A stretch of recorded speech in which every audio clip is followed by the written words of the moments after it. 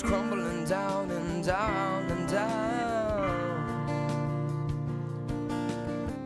No beach, just coast, we'll come closer to town. Well, I see San Francisco Bay in the sundown, through goggles or underground. Suddenly, California can't be found. We should all take a good last look around. It's closing time. I leave on the neon glow and the open sign. You're coming anytime, but you passed it by the road you're on. Gotta try to turn around your own design. Oh, but you're running out of time.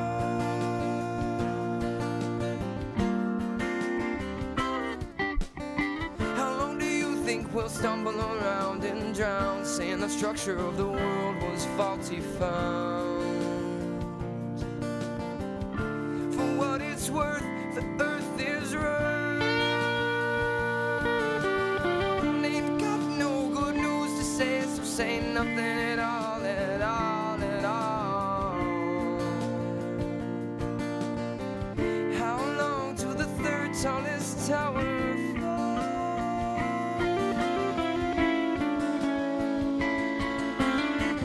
It's closing time. I leave on the neon glow and the open sign.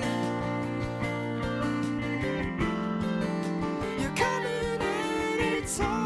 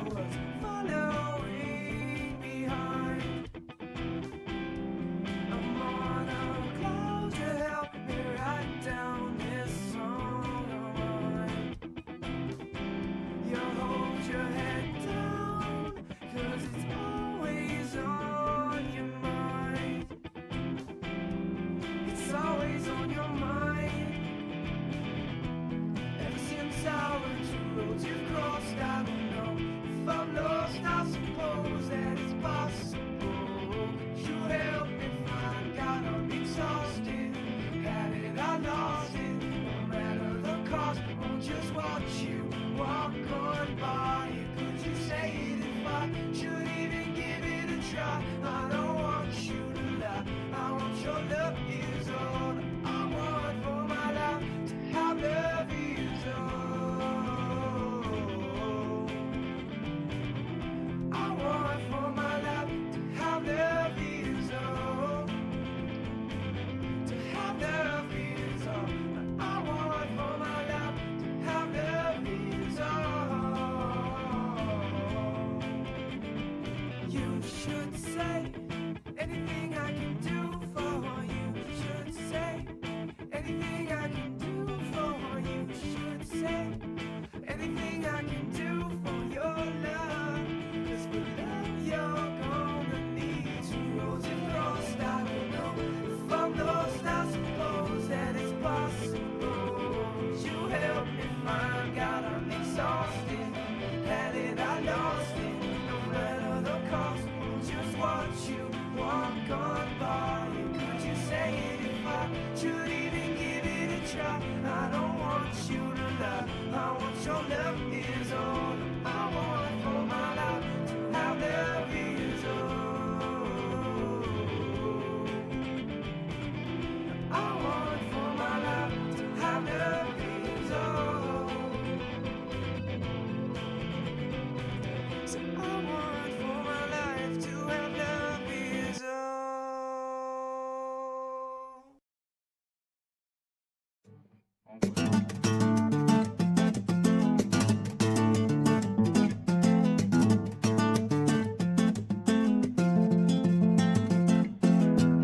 standing on the patio outside your door. I knock once more, wishing that you loved me so much more, and that you'd open up this door.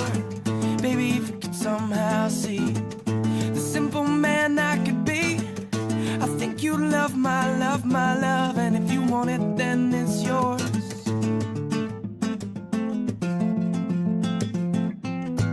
Got a ticket in the crowd outside your door. I feel ignored, but now I know I hold the number 4. And know you'll never love me more. Baby, if you could somehow see the simple man I could be, I think you love my love, my love. And if you want it, then it's yours.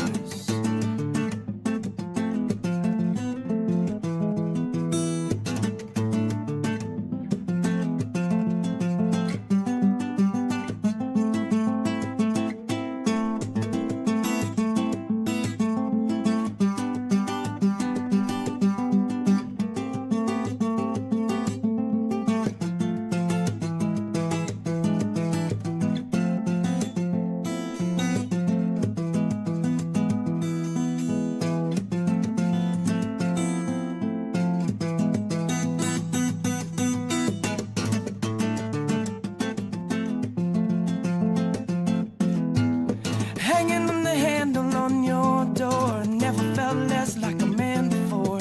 Can't you see that I need this? And we could be so damn much more. Oh baby, if you could somehow see the simple man I could be, I think you love my love, my love. And if you want it, then it's yours.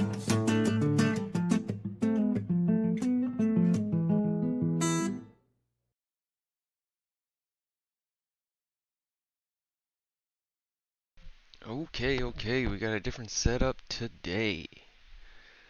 I hope everybody's ready for some Diablo 4 and for Ben Shapiro to get ripped wide by Destiny. That being said, I'm not even sitting at the computer today. I am chilling in the back, lounging on the couch. Don't worry, I can see the chat, but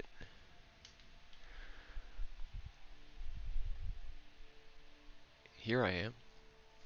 Batman. And here's my bat. Get it out of your system, buddy. Say hi to the chat. That's my bat. That's my Batman. Now fuck off.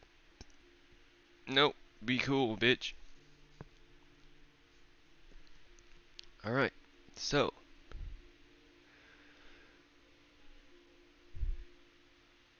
you guys better be ready to rock steady. That's all I'm gonna say. That's what I'm gonna say, okay? Okay.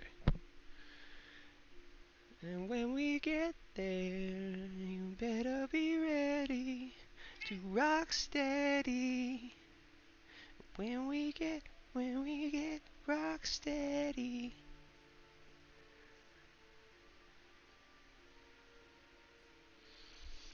Okay, so we're gonna do a barbarian build today. Hey buddy, is it gonna be like this? Okay.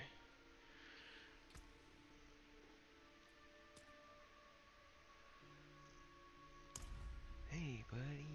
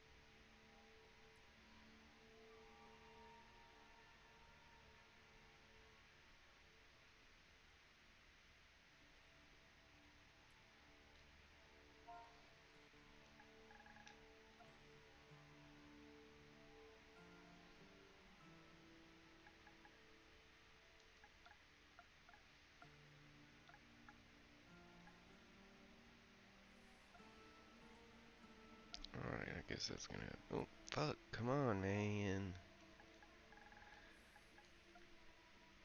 W's in the chat.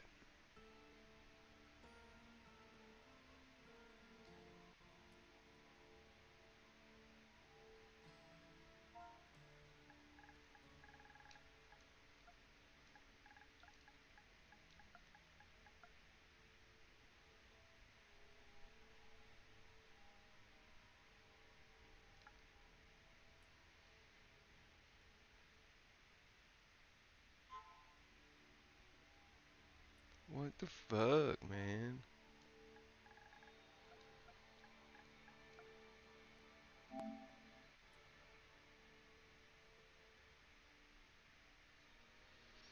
Alright, alright, alright. Alright, we're cooking with gas. We're cooking with gas. Don't sleep on me.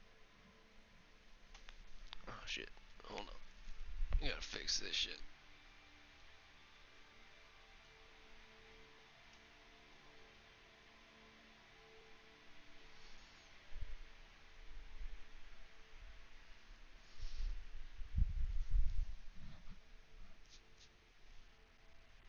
Alright, cool. So, we are skibbity.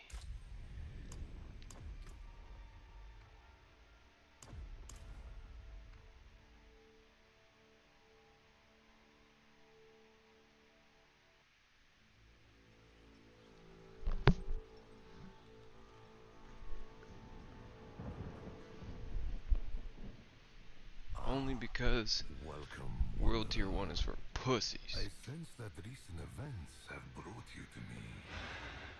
These are strange times indeed. So many fear the inexplicable. I deal in it. And you seek answers.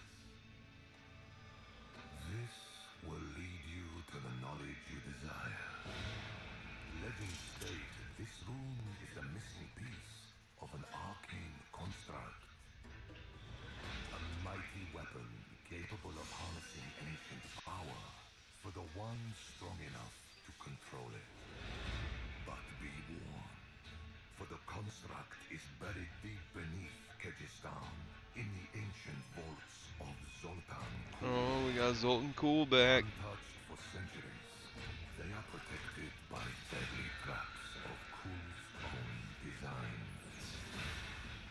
guarded by his mechanical horrors.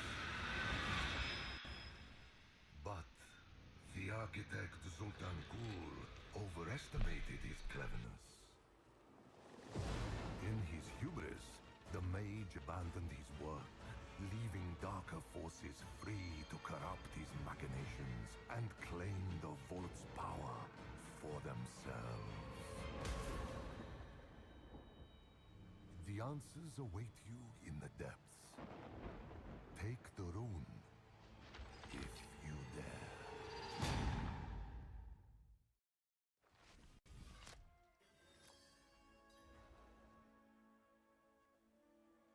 Fuck it, let's go. Okay, I gotta fuck with this brightness a bit. Tiny, tiny, tiny bit. A little biggity bit. I just hope I don't figgity fuck it up. Brightness down. Okay, that looks way better. Menu.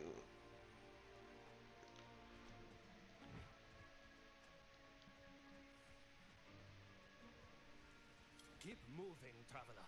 It's a bad time to be in Geakul.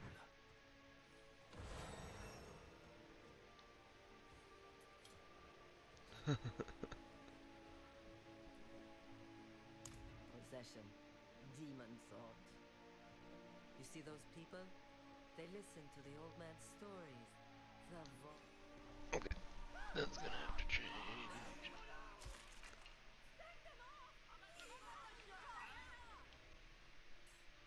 Another one gone. Where they all go?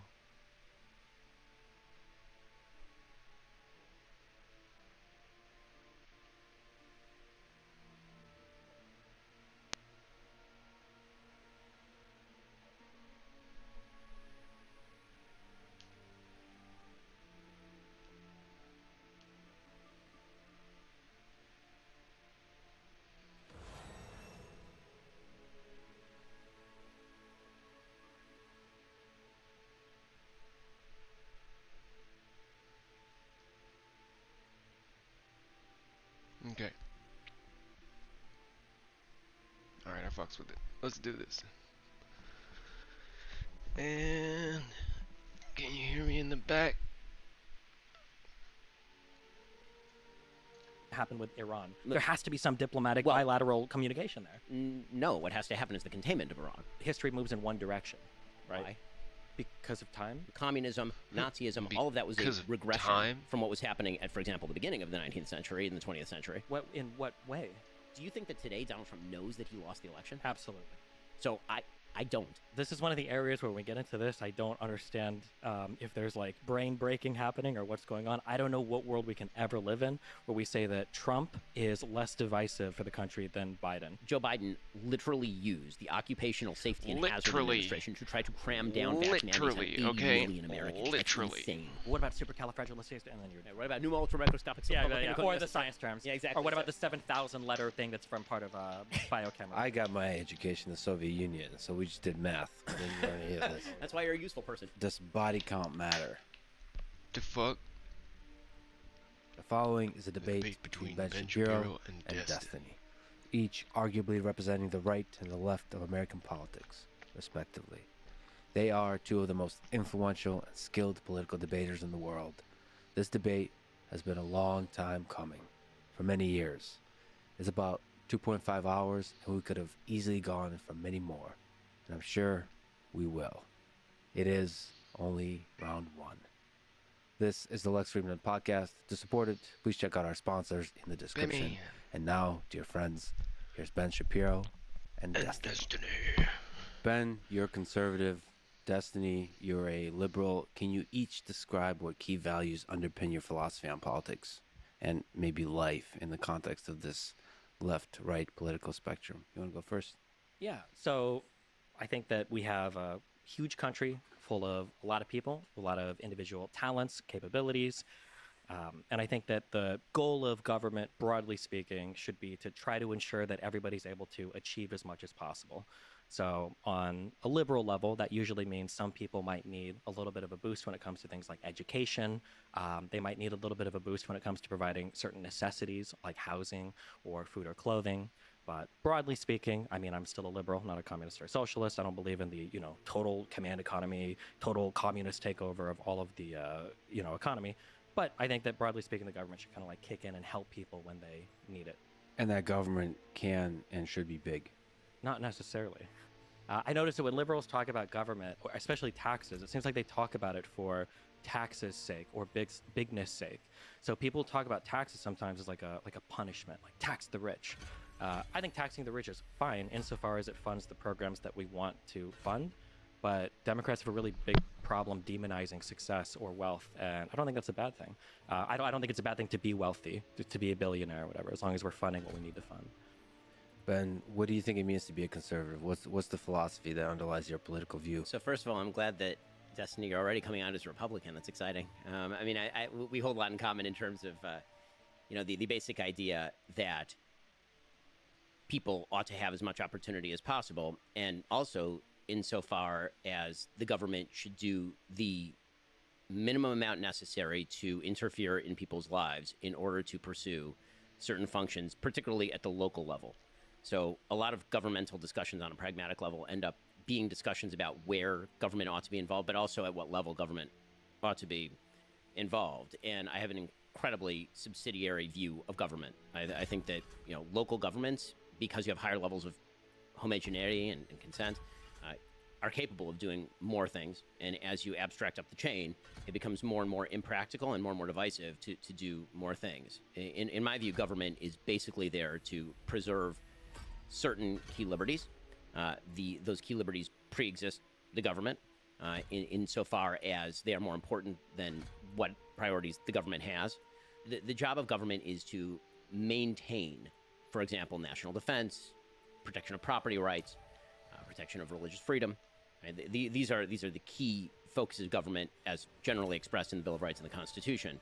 And I agree with the general philosophy of the Bill of Rights and the Constitution. Now, that doesn't mean, by the way, that you can't do more on a governmental level, again, as you get closer to the ground, which, by the way, is also embedded in the Constitution. People forget the Constitution was originally applied to the federal government, not to local and state governments. But if I were going to define conservatism, it would actually be a little broader than that, because I think to understand how people interact with government, you have to go to kind of core values. And so for me, there are a couple of premises. One, human beings have a nature. That nature is neither good nor bad. We have aspects of goodness and we have aspects of badness. Human beings are sinful. We have temptations. And what that means is that we have to be careful not to incentivize the bad, and that we should incentivize the good. Human beings do have agency and are capable of making decisions in the vast majority of circumstances. And it is better for society if we act as though they do.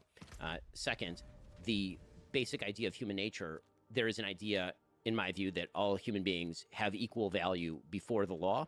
Yeah, I'm a religious person, so I'd say equal value before God, but I think that's also sort of a key tenet of Western civilization, being non-religious or religious, that every individual has equivalent value in sort of cosmic terms.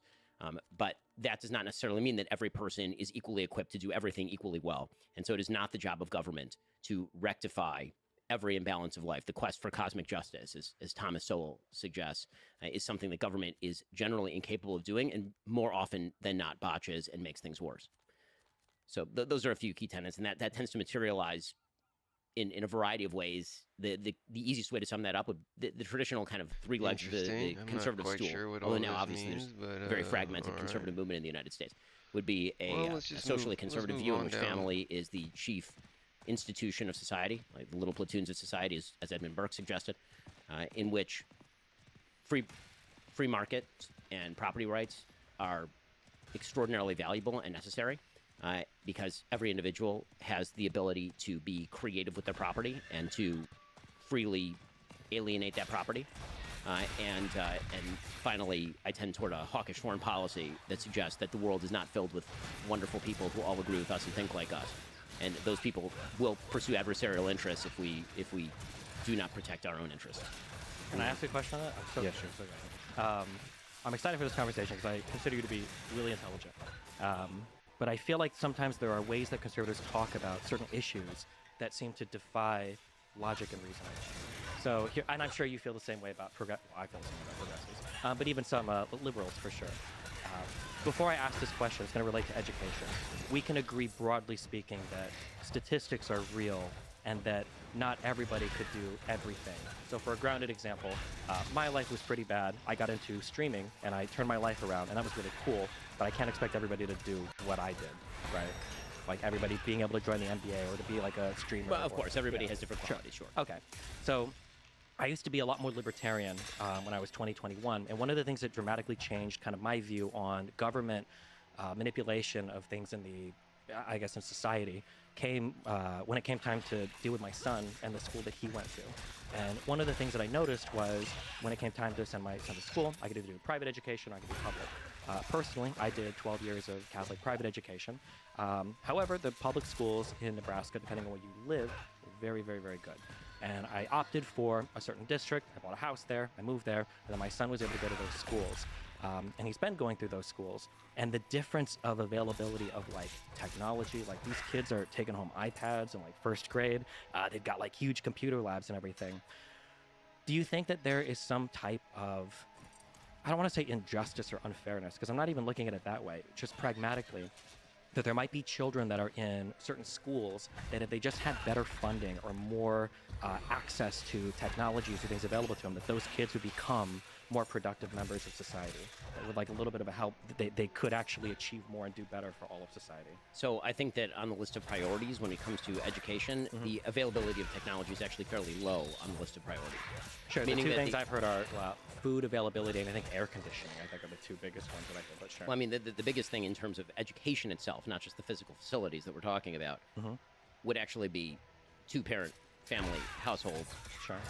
Communities that have fathers in them is actually the number one. The sites are according to Roland Fryer and many studies done on this particular topic. And the idea that money alone, that investment of resources is the top priority in schooling is belied by the fact that LAUSD, which is where I went to school when I was younger, they pour an enormous amount of money into LAUSD. We're talking about tens of thousands of dollars very often per student, and it does not result in better schooling outcomes. And so when you say, if we could give every kid an iPad, would you give every kid an iPad? The question is not, if I had a replicator machine from Star Trek, would I give everybody an enormous amount of stuff? Sure, I would. Every resource is finite, every resource is limited, and you have to prioritize what are the outcomes that you seek in terms of the means with which you are seeking them. And so, again, I think that the question is I quibble with the premise of the question, which is that, again, the chief injustice when it comes to education on the list of injustices is lack of availability to technology or that it's a funding problem. I just don't think that's the case. Sure, and I can half agree with you there, but I don't think any amount of changes in the schools will create two-parent households, right? We can't bring it. I totally agree with you. So that's why I think that the fundamental educational problem is not, in fact, a schooling problem. I think that it pre-exists that. Sure, but then I feel like this is kind of the conservative merry-go-round where it's like, what can we do to help with schools? So two of the things that I've seen, I think, that are usually brought up in research is one is air conditioning, that children in hotter environments just don't learn as well.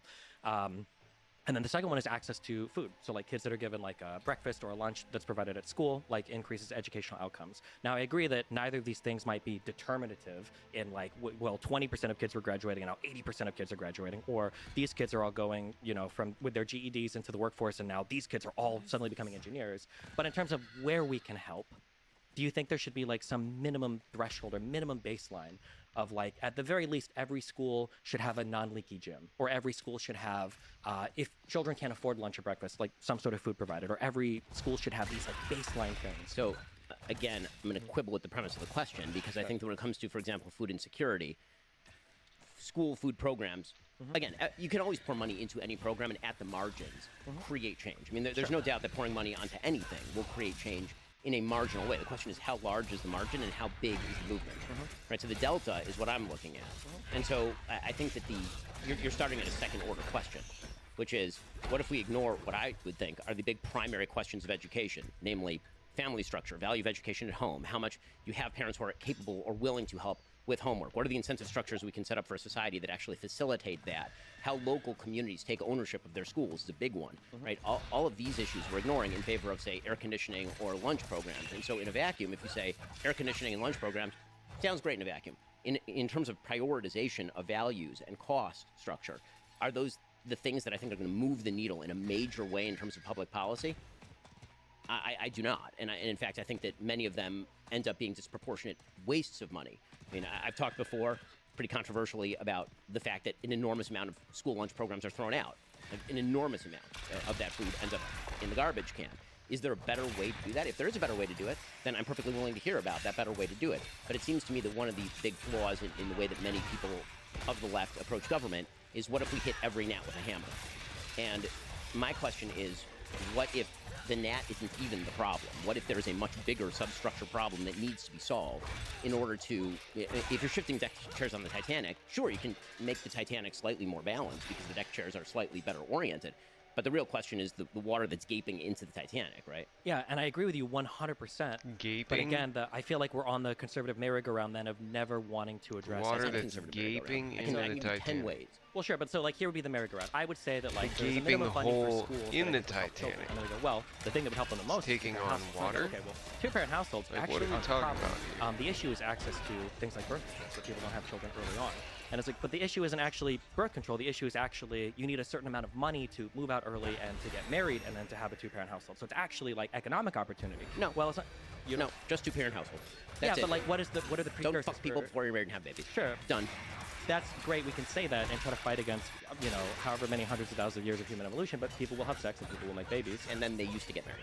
The vast majority of people in this country with kids used to be married. The vast majority of people with kids in this country now are not married increasingly. That But is a lot of obviously a the- societal change. Yeah, Something true. changed. It wasn't human evolution. But a lot of those things, in terms of resting on whether or not people get married, have to do with financial decisions. Do you have the money? People are worse off now than they were 50, 60 years ago when the marriage rates were higher. People are delaying the start of their careers because education is going to be increasingly important. So, in other words, people are richer now and they have more education now, and yet they're having more babies out of wedlock now because they're richer and have more education. I'm saying that one of the biggest indicators for whether or not somebody's willing to get married is how much money both people are making if they can move out of their household. People don't tend to want to get married at 22 when they've just finished college, when they don't have the money to move out and they can't afford a house. Because we have changed the moral status of marriage in the culture, meaning that everyone, poor, rich, and in between, used to get married. By the way, a huge percentage of marriages in the United States used to be what they would call shotgun marriages, meaning that somebody knocked somebody up, and because they did not want the baby to be born outside of a two-parent household, they would then get married. Do we think that shotgun marriages, though, are a way to bring back equilibrium to education? Yes. That if we, Yes, absolutely. Yes, 100%. Do we a think child that- deserves a mother and a father? Sure, Because that but- is the basis for all of this, including education. do we think that shotgun marriages are, well, let's say this. Do we think that that's a reasonable direction that society would ever take? Or is this like... Yes, it was the reasonable direction for nearly all of modern history. but history moves in one direction, right? Why? Because of time? I mean, people don't think that's in what way is that? And I don't think we've ever regressed yes, time- social standards back to like, oh well, let's go 100 years back and do things that used to exist before. I That's think weird. things The like entire left right now is arguing that we regress social standards by rejecting Roe versus Wade, so that's obviously not true. the Roe versus Wade is not a social standard; it's a Supreme Court ruling. Number Yes, one. but Number then- two, if you read the actual majority opinion on Roe v. Wade, we can see that socially we actually never made huge progress on how society viewed abortion. This has always been an incredibly divisive thing, right? Even that was, I think, part of Alito's writing on it was that things like gay marriage, for instance, we kind of moved past, and it's not really as Apparently debated it anymore. wasn't. But abortion was never a settled topic, The despite notion, Roe v. Wade, the despite notion that Casey. the arc of history constantly moves in one direction is belied by nearly all of the 20th century. What do we mean by that? I mean, In the terms first of, half like, of the women's 20th rights, century is civil filled with rights? barbarism, communism, Nazism, all of that was a regression from what was happening at, for example, the beginning of the 19th century and the 20th century. In what way? Nazism and communism weren't a regression from what was going on in 1905. These are, in terms of like communism being a regression, for instance, I'm not a communist, but like the industrialization of the Soviet Union happened under a communist society. The So industrialization. murder of tens of It millions of did. people. Yeah, there's I consider obviously- that a regression. There, A moral regression, which is what we are talking about now, moral regression. And you're suggesting that moral regression, I wouldn't term a return to traditional values a moral regression, you would. But your suggestion is that history only moves in one direction, and I'm suggesting that history does not only move in one direction, it tends to move actually back and forth. Sure. I don't think that all of history moves in one direction. There are going to be wars. There are going to be times of peace. I think in general we're more peaceful now than we have been in the past. But I think when we look at the way that people live their lives, I think that we tend to move in a certain direction socially. So when it comes to things like racism, or when it comes to things like slavery or women's rights, I think that there are two huge things that probably aren't changing in the U.S. And one is access to contraception, and one is women working jobs. I think that these two things are probably huge things that are moving us off of shotgun marriages or getting married very early on. And I don't see those. Do you think that those two things are going to change fundamentally? First of all, what the data tend to show is that actually more highly educated people, as you were saying, tend to get married more. So if the idea is that women getting an education somehow throws them off marriage, it's the opposite. Usually But it's those women who are aren't not getting. educated. But who are those not women aren't getting shotgun marriages. Those women aren't having children. Yeah, when but they're now 18, you're 17. shifting the topic. My topic was how to get more people married. And what I've been and then you suggested that higher levels of education are delaying marriage and making it less probable. And what I'm telling you, because this is what the data suggests, is that actually as you raise up the educational ladder, people tend to be married more than they are lower down on the educational ladder. If you're a high school graduate, you're less likely to be married than if you're a postdoc. I agree with you, but that's because one of the biggest precursors to getting married is having like a level of economic stability. So as people get more educated, they obtain this economic stability, and then they're in a more comfortable position to explore more serious There's relationships. another Get married. confound there. I mean, the confound is that people in stable marriages tend to be the children of stable marriages, and there's only one way to break that cycle, which is to create a stable marriage, and that is something that is in everyone's hands. Again, this notion that it is somehow an unbreakable, unshatterable barrier to get married and have kids, I don't understand where this is coming from. Why is that such a challenge? I don't not a think it's challenge. unbreakable or unshatterable. The initial point was for school, if we can provide a minimum level of educational stuff for children, that'd probably be good. But when we retreat back to, well, it has to be the families that are fixed first, fixing families is a multivariate problem that has listen, so many different... I am fine. Within my local community, we all vote. Again, I've suggested there's a difference between local community and federal. I'm fine with my local community voting for school lunches, or air conditioning, or whatever it is that we all agreed to do. Because the more local you get, the more homogeneity you get in terms of interest, and the more interest you have in your neighbor. All of that's fine. I'm part of a very, very solid community. In our community, we give to each other. We have minimum standards of helping one another. All of that's wonderful. When it comes to the actual problem of education, what I object to in the political sphere, and this happens all the time, is everybody is arguing on top of the iceberg about how we can move the needle 0.5 percentage points, as opposed to the entire iceberg melting beneath them, and we just ignore that. We pretend that that's just, sort of the natural consequence of things. The arc of history suggests that people are never going to get married again. Yeah, well, I mean, actually what the arc of history suggests, realistically speaking, is that the people who are not getting married are not going to be having kids. And what it also suggests, the people who are married are going to be having kids. And so the demographic profile, actually over time, is rather going to shift toward people who are having lots and lots of kids. I'm married, I have 4 kids. Everyone in my community is married. That's like minimum buy-in in my community is 4 kids. Okay, and so what's happening actually in terms of demographics is that the people who are more religious and getting married are having more kids. And so if you're talking about the arc of history shifting toward marriage, I would suggest that actually demographically over time, long periods of time, not over one generation, over long periods of time, the only cure for low birth rate is going to be the people who get married and have lots of kids. Yeah, I don't necessarily disagree with any of that, but I'm just saying that, again, I know you're upset when I bring up the term merry-go-round. I think that there are good conversations to be had about people getting married because stable families produce stable children that are less likely to commit crime, that are more likely to go to school, that are more likely to be productive members of society, et cetera, et cetera. I'm not going to disagree with you on any of that. All of that is true. It's just frustrating that sometimes when you bring up any problem, all of it will circle back to other things that makes it seem like we can't make any progress in any area without like fixing In something. what way? I mean, I literally just told you that on the local level, I'm fine with people voting for air Yeah, but so conditioning. for instance, on the local level, so for school funding is done, I think, generally per district. So what do you do when you have poor districts that can't afford air conditioning for those?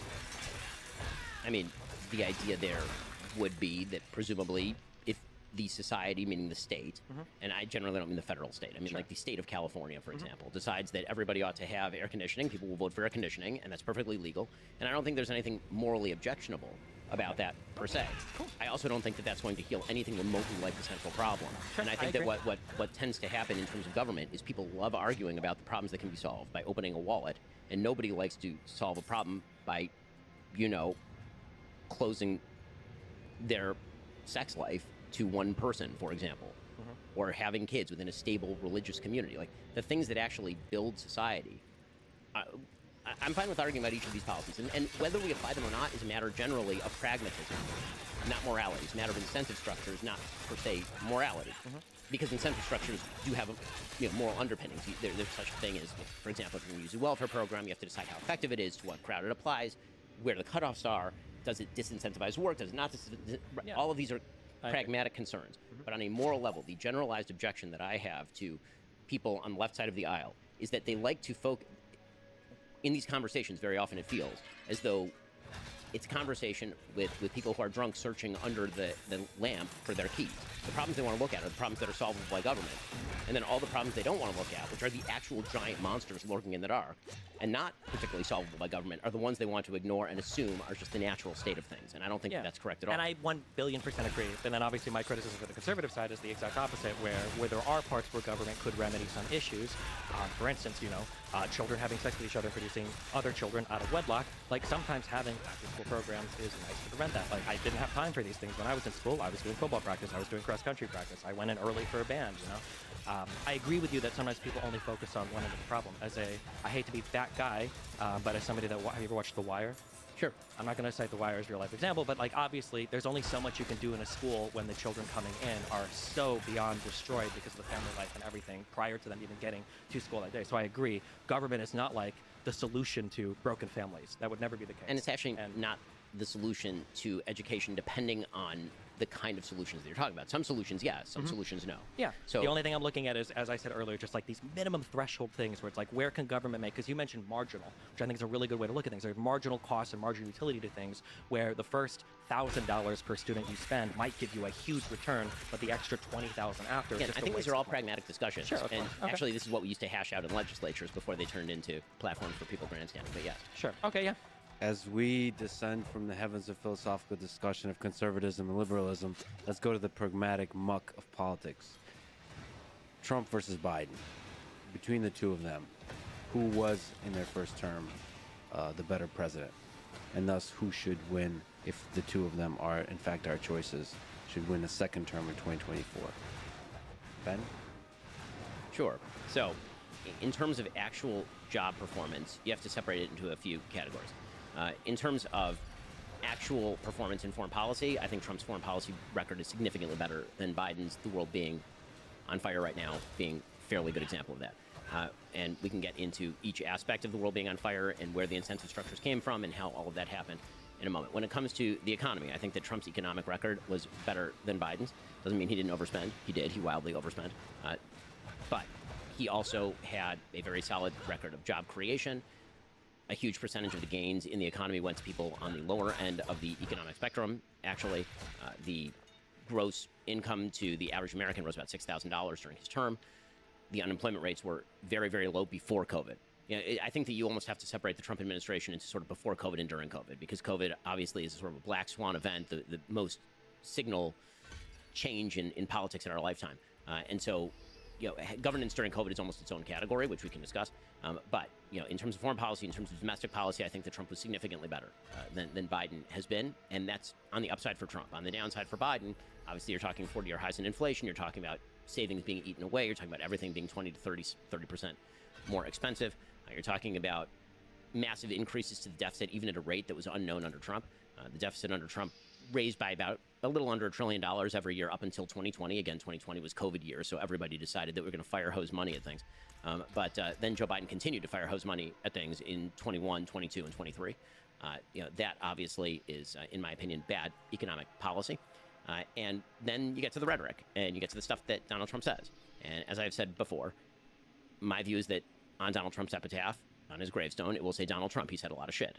I think that Donald Trump does say a lot of things. I think that is basically baked into the cake, which is why everyone who's bewildered by the polls is ignoring human nature, which is at the beginning, when you see something very shocking, it's very shocking. And then if you see it over and over and over and over for years on end, it is no longer shocking. It is just part of the background noise, like tinnitus. It just becomes, something that your brain adjusts for. And so do I like a lot of Donald Trump's rhetoric? No, and I never have. Do I think that is dispositive as to his presidency? No, I do not. When it comes to Biden, again, I think he's underperforming economically. I think that his foreign policy has been really a problem. Even the things I think he's done right are, I think, band-aids for things that he created by doing wrong. And when it comes to his own rhetoric, you can argue that it's grading on a curve, because Trump was coming in with such wild rhetoric that just a maintenance of that wild rhetoric doesn't really change, again, the baseline. For Biden, he came in the same way that Obama did, on the sort of soaring rhetoric of American unity. I'm the president for all. Like, Trump came in, he's like, listen, I'm the president for what I am, and I'm going to say the things I want to say. I'm going to be on the toilet and I'm tweeting. They're like, okay, so that's what it is. With Biden, he came in with, I'm the president for all Americans. I'm trying to unify everybody, and that pretty quickly broke down into a lot of oppositional language about his political opponents in particular. So fucked right now? For example, huge swaths of the conservative movement with the people who participated, for example, in January 6th or who are fans of January 6th. The sort of lumping in of everybody into MAGA Republicans who wasn't personally signed on to an infrastructure bill with him. That sort of stuff, I think, has been truly terrible. I thought his Philadelphia speech was truly terrible.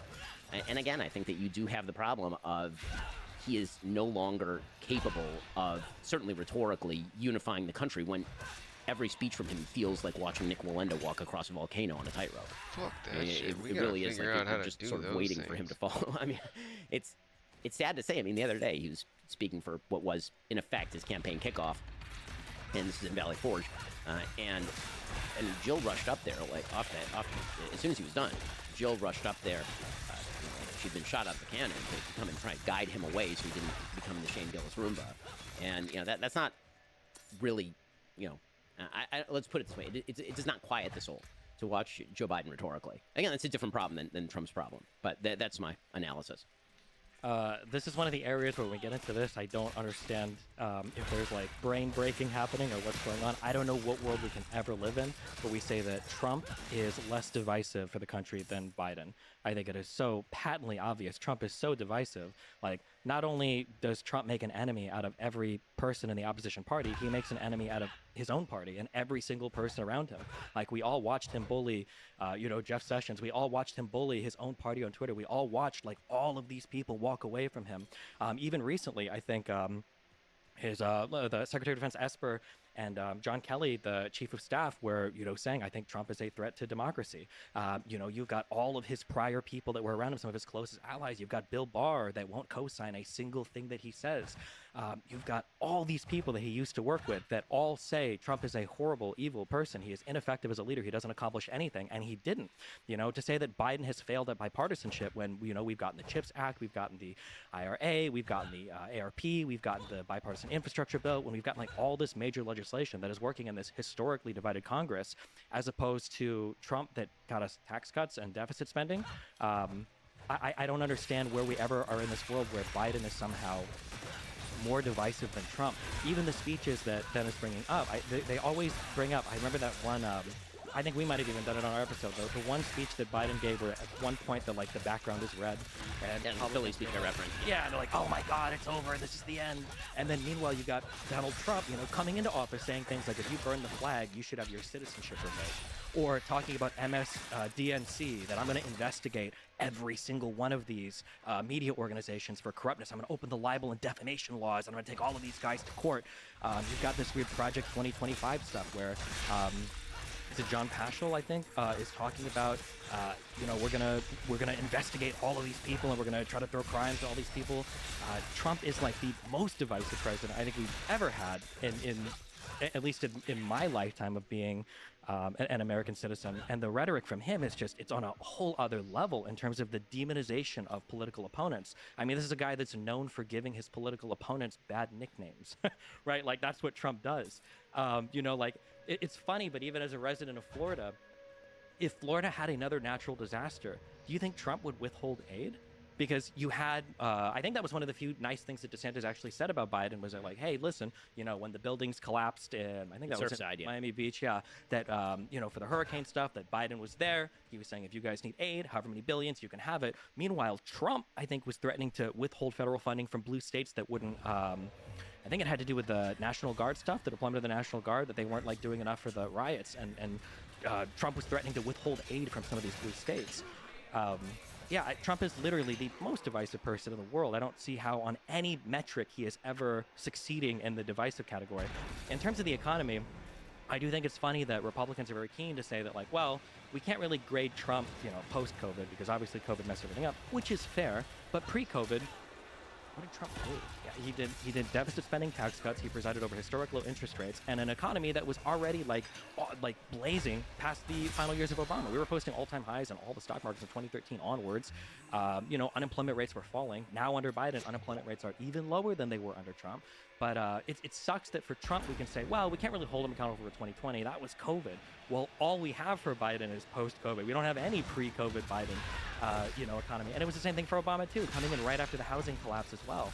And it sucks that Republicans are able to walk out of office, having burned the entire American society to the ground economically. And now we've got to try to evaluate, okay, well, what did Obama do during his first 2 to 3 to 4 years just trying to recover from where the housing crash left it? And then we look at Biden now, who's trying to recover from COVID, and now we're grading him on a totally different scale than what Trump is being graded on. Yeah, that sucks, I think. We can comment on the foreign policy?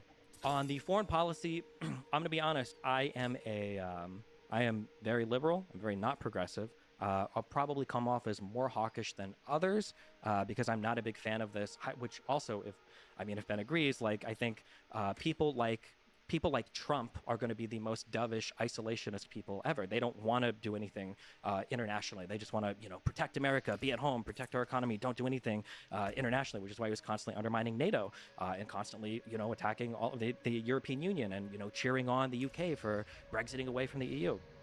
I think that being said, I think that Biden has done a phenomenal job when it comes to foreign policy. I think that the coalition building was so important for Ukraine, Russia, and I'm so happy that he decided to go to our European allies and our NATO allies and try to build a coalition of people to help Ukraine so that wasn't only the United States.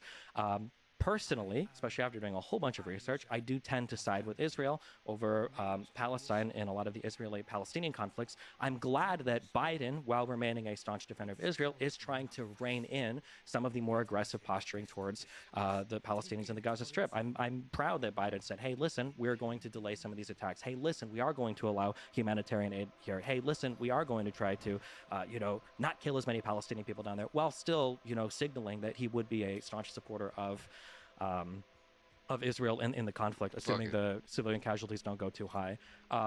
For foreign policy, blemishes. The biggest one you can give to Biden is Afghanistan and the pullout there. But man, are we going to talk about, the Inspector General report that says that one of the biggest reasons why the Afghanistan pullout was so disastrous was because of the Doha Accords, where Donald Trump headed talks that didn't even include the Afghanistan army.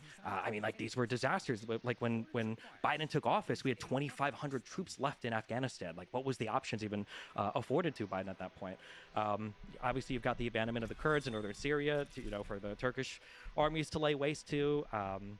I can talk about Iran and North Korea, although I'm not sure where Ben would land on those. But yeah, that's broadly. Yeah, that's a lot from both. You want to pick at something where you disagree with here? Well, there's a lot. So so I want to ask a few questions on each one of these. Yeah, sure. So let's talk about divisiveness for a second. So there's no one who can make the case that Donald Trump is not divisive. Yeah. Of course, he's incredibly divisive. It's a given. Do you treat Biden's rhetoric with the same level of seriousness that you treat Trump's rhetoric? Or I should probably put that the other way around. Should we treat Trump's rhetoric with the same level of seriousness as Joe Biden or, say, Barack Obama's rhetoric? I'm going to try to be concise when I say these. Broadly speaking, especially in studying Israel, Palestine, and Ukraine, Russia, I try not to take politicians at their word because sometimes they just say stuff to say stuff. I understand that. But broadly speaking, I'm going to look at the rhetoric and the actions, and I am going to grade them the same. So, yes, I would hold Biden and Trump to the same standard. Right. So my feeling is, and this is one area where, for clarification, we're going to have a division, is that I, of course, don't treat Trump's rhetoric in the same way that I treat Biden's or Obama's. He's utterly uncalibrated, and he says whatever he wants to at any given time, and it doesn't even match up with his policy very often. Can I ask you, for our head of state, our chief executive, shouldn't rhetoric be arguably one of the most important things that he does? The answer would be yes, and now I've been given a choice between a person who I think in calibrated ways says things that are divisive and a person who in uncalibrated ways says things that are divisive. And so the evidence that Joe Biden is divisive is every poll taken since essentially August of 2021. He is, by all available metrics, incredibly divisive. A huge percentage of Americans are deeply unhappy, not only with his performance, but don't believe he's a uniter. That's just the reality. And that may just be a reflection. Honestly, we may be putting too much on Trump or Biden personally. It may just be that the American people themselves are rhetorically divided because of social media, and social media can, in fact, be a cesspool. One thing that I would ask you about that, though, Sure. is I agree, especially when you look at the favorability.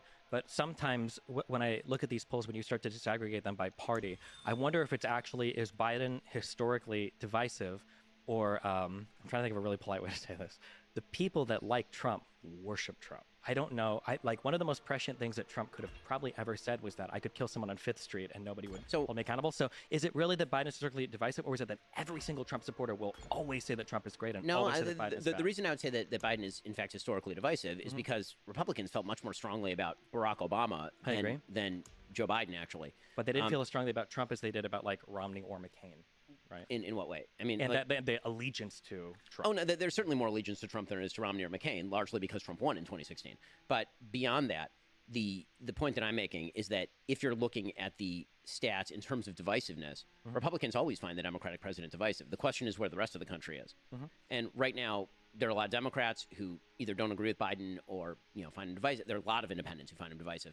So when we're comparing these things, I don't think they're leagues apart in terms of the divisive effects of what they say. Right, and I'm separating that off from like the inherent content of what they say, because obviously what Trump says is more divisive just on like the raw level. I mean, if he's insulting people as opposed to Joe Biden doing MAGA Republicans, like if I were an alien come down from space and look at these two statements, I'd say this one's more divisive than this one. But then there's the reality of being a human being in the world, and that is everyone has baked Donald Trump into the cake. And Joe Biden, again, started off with a patina of being non-divisive and now has emerged as divisive. If you don't mind, I actually want to get to the foreign policy questions because this one is actually slightly less interesting to me. Sure. Well, you're free to answer. Sure, just one quick thing, I guess, like because we can say the reality of it and we can look at opinion polls. What if we look at like legislative accomplishments? Like Biden is working on a 50-50 divided Senate. Donald Trump had both houses of Congress and the Supreme Court and got like no major legislation passed. Well, I mean, he did lose Congress in 2018, but prior to that, because we got the infrastructure bill, I think, in 1 year, which Trump promised for his entire presidency, didn't get anywhere on it. I mean, yes, his Republican base was not in favor of mass spending on infrastructure, and neither am I. So there's that. I think that's mostly a state and local issue. But they issue. were in favor of mass spending for tax cuts. That's not a spending. I mean, effectively it is, right? Like effectively, it's not. Well, if you're cutting tax receipts, but you're not changing the level of spending, like Biden did with the IRA. I mean, again, we have a fundamental philosophical difference here. I think that when the government takes my money, that is not the government somehow being more fiscally responsible. And when the government allows me to keep my money, I don't see that as the government spending. I see that as my money, and the government is taking less of it. That's great, but at the end of the day, the government is still going to be in a deficit spending, and they're going to have to borrow money from the Treasury. Right, we have a spending problem. In other words, not a receipts problem, is the case that I'm making. The problem with Donald Trump is not that he lowered taxes. The United States has one of the most progressive tax systems on the planet, and in fact, if you wish to have a European-style social welfare state, what you actually need is to tax the middle class to death. I mean, the reality is that the top 20% of the American population pays literally all net taxes in the United States after state benefits and all of this. Sure. So if you actually wanted to have the kind of social welfare state that many liberals seem to want to have, like Northern Europe, for example, you'd actually have to tax people who make $40,000, $50,000, $60,000. And I don't want that. I agree with that. But how do you explain the lack of legislation? I mean, if he's like such a uniter. Because I think the Republican Party itself is quite divided, and I think that Trump's. But isn't that his job? He's the head of the Republican Party. He's the Republican president of the United States. I mean, again, I don't think that Joe Biden has passed wildly historic legislation. The infrastructure bill was the largest.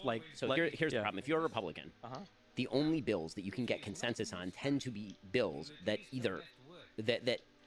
Let's be real about this, that are tax cuts because, as you would, I think, agree with, when it comes to polling data, Americans constantly say they want to cut the government, and then the minute you ask them which program, they have no idea what they're right, exactly. And so it's much harder to come up with a bill to cut things than it is to come up with a bill to add things, which is why spending was out of control under Trump as well. But there are some Republicans who still don't want to spend on those things, right? So inherently, the task that this goes back to the first question. The task that Republicans think government is there to do is different than the task that Democrats think that government is there to do. So the way that the very metric of success for a Democratic president versus a Republican president, namely, for example, pieces of legislation passed, as a Republican, one of my goals is to pass nearly no legislation because I don't actually want the government involved in more areas of our life. I want to ask a couple questions on the foreign policy. Sure. Yeah, okay, wait, real quick. So, for instance, like Donald Trump wanted to punish China, and he wanted to bring microprocessor manufacturing to the United States. Biden did that with legislation, with the CHIPS Act.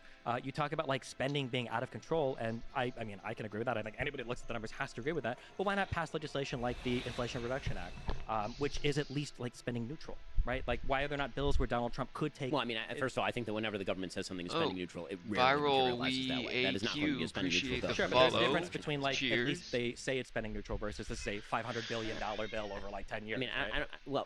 But again, I don't see a tax cut as a matter of quote unquote spending neutrality. The big problem is they keep spending, not that they are allowing me to keep the money that I earned and they did not earn. But Okay, so then just to understand, so if somebody just did massive like reductions in tax receipts, so tax cut Yes. after tax cut after tax cut, but they didn't change spending at all, you wouldn't consider that like an increase in deficit spending or out of control spending. You would just say they're just tax cuts. no, the opposite. I would consider it a wild. I would consider it a wild overspending. Okay.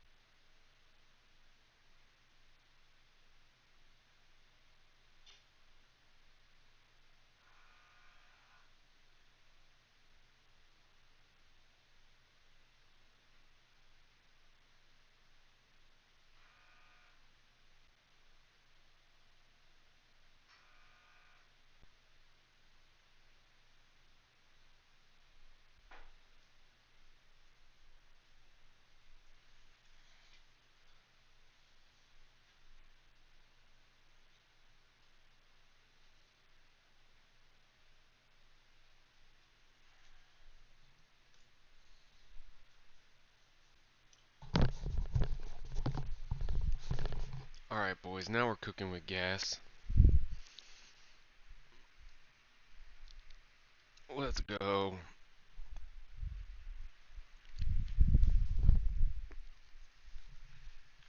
Oh, that's the one thing.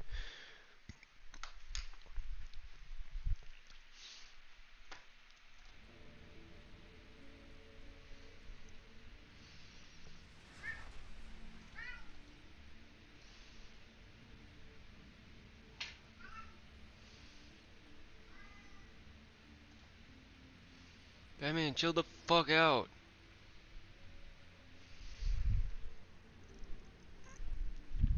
Alright, duders.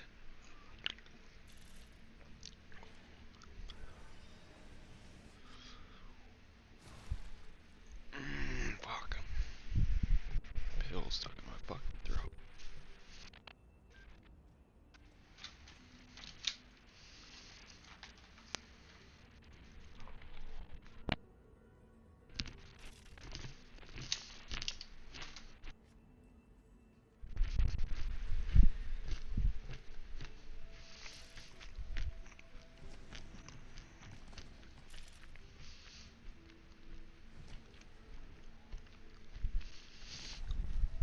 Alright.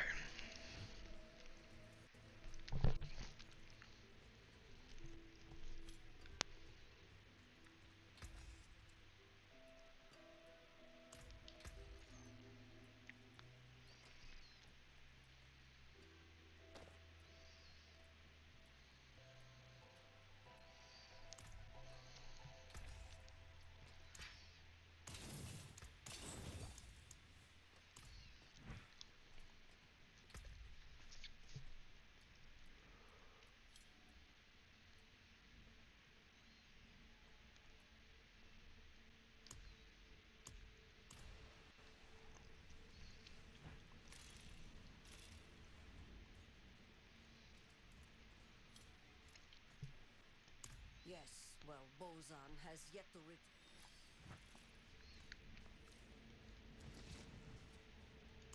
You, wanderer. I know what you are.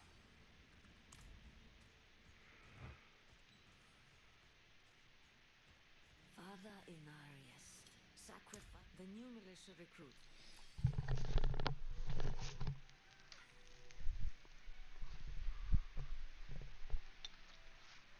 Meaning So then, that, was it under Trump then when he did the tax? I mean, the deficit 2017? spending, by the way, under Biden is way worse than it was under. Of course, but we're in post-COVID, right? COVID ended effectively. I mean, you live in Florida. COVID effectively ended in the state of Florida by the middle of 2021. Yeah, I mean, but even if worldwide, you're a like vaccine the- fan, by like April, May of 2021, there was wide availability of vaccines, whether or not you like the vaccines. Yeah. And at that point, we were done. I mean, agree, but and- like we're in a post, like how many trillions of dollars have been dumped in worldwide that are like leading to inflation, right? The inflation is like a worldwide issue right now because of the economy shutting down for a year or two. It's not like those effects are gone in 1 year, right? COVID might be gone, but the after effects of all the stimulus spending and the unemployment and But everything the else. definition of inflation is too much money chasing too few goods. So pouring more money on top of that makes for more inflation. That's what it does. Sure, I agree, but like there's also the definition of when do you deficit spend is when economies are headed for recessions, right? Rather than when economies are doing really well, like they were under Trump, and he was deficit spending, whereas Biden can at least make the argument that I ought to be deficit spending because the economy is heading for potential So, recession. Right? so here's the thing. I don't think that the economy was actually headed for recession. In fact, if you look at the economic Every statistics, economist said that it was. No, Every it- economist. okay, They're it still was- saying that there's like a recession coming, right? right? But that was largely because of the after effects of inflation. Meaning, if you inflate the economy, what you're going to end up doing is bursting a bubble, and then when that bubble bursts, you'll get a recession. I mean, that was the basic idea, right? The question was whether you're going to get a soft landing. But if you actually look at, for example, the employment statistics or the economic growth statistics in the United States, what they look like under the last year's Obama and then Trump, I mean, this is what the chart looks like. It looks like this, and then it hits March of 2020. It goes like that. Yeah. Right? And then by like September, it bounces back up, right? It's a V-shaped recovery, and then it starts to peter out. Sure. And A then lot what- because of the American Recovery Plan, right? Peter. He said Peter. I mean, 4 million jobs. Yeah. no, I'm not going to attribute it to that because the rates of growth in job growth from September, October, November were actually very similar to the rates of job growth after Joe Biden took office. What you see is actually kind of a straight line. I mean, what the chart looks like. In any case, okay. So Yeah, sorry. on the Yeah, foreign let's get policy it. stuff, Yeah. this is getting abstruse, but on the foreign policy stuff, so the questions that I have with regard to Biden on foreign policy, very very simple question. Do you think that the situation in the Middle East is better now than it was under Donald Trump? Probably. That's a hard one. The factors Why? that I'm making right now are like, obviously you've got the Israel-Palestinian war that's going on right now, which is kind of bad, but like broadly speaking, I'm not sure how much that affects the Middle East as much as like the collapse of Syria. 2013 Syrian civil war sent millions of immigrants throughout all of Europe, and Which was under... which was under Obama and continued Right. under Trump. Trump didn't do anything to alleviate any of the Syrian civil war. In terms, Why like, did Syria end up as a preserve of Russia again? how did Syria end up as a preserve of Russia? Yes, why did it end up being essentially a client state of Russia? I know that Putin enjoys access to the ports down there. I don't know. You tell me. I mean, the reason is because Barack Obama suggested that there was a red line that would be drawn in the face of chemical weapons use. Bashar Assad then used chemical weapons in Syria, and Barack Obama was unwilling to then essentially create consequences for Syria in the form of any sort of Western strike, and so instead he outsourced it to Russia. This is 2013, 2014. Sure. Right, Do you think there might have been some hesitancy after like seeing how Libya ended up, that maybe us like intervening Who was hardcore? president during Libya? Yeah, I mean, like, so Sure, but what does that have to do with anything? I'm just I mean, saying that, the- like, the- there might have been like a mistake the learned. point that I'm making like, is that our- actually the Middle East, I mean, just historically speaking, was historically good under Donald Trump. I mean, it's very difficult to make the case that either before or after Trump were better than during Donald Trump. Was Like, it this good? is I an mean, area of- the yes. Syrian. I don't think that Trump contributed to the Syrian situation in improving much. I Well, think I mean, that he caught wrecked a lot ISIS. of. He did wreck ISIS, which was in the. I mean, ISIS had been East getting Syria. wrecked by the Kurds in Iraq, by every single person, by Assad's There's army, why- by Putin, by Turkey. Literally everybody was fighting against ISIS at that point. There was a spike in violence, and then Mm-hmm. the Trump. I mean, you get credit for when you're president, presumably. I mean, things got better with ISIS under Trump. I mean, yeah, they did. I mean, Things got worse were- with ISIS under Obama. for sure. He called them the considering JV that- squad. Sure. And then they became not the JV squad. Yeah, but and I then don't they know were if ended under ISIS is Trump. originating in Syria and Baghdadi, and all of the growth of that is necessarily Obama's fault. I know that we like to say that Obama created ISIS. I don't know if you say that, but I've heard that saying a lot. I think that's a little bit simplistic. I don't think that when, Sure. when I'm looking at like actions that presidents have taken, the biggest criticism I have for like Middle Eastern policy is I think the Doha Accords were a disaster, and I think that's like one of the biggest blemishes that we have right now. I would also argue that moving the embassy to Jerusalem was also kind of silly, and arguably contributed to some of the conflict we see right now No, between it's Israel actually, and I'll Palestine. argue precisely the opposite, ahead. especially given the fact that after the movement of the embassy to Jerusalem, the Abraham Accords continued to sign and actually expand. And that if Donald Trump had been elected, I have no doubt in my mind that Saudi Arabia would now be a part of the Abraham Accords. In fact, that was basically pre-negotiated. And then when Joe Biden took office, Joe Biden took a very anti-Saudi stance on a wide variety of issues.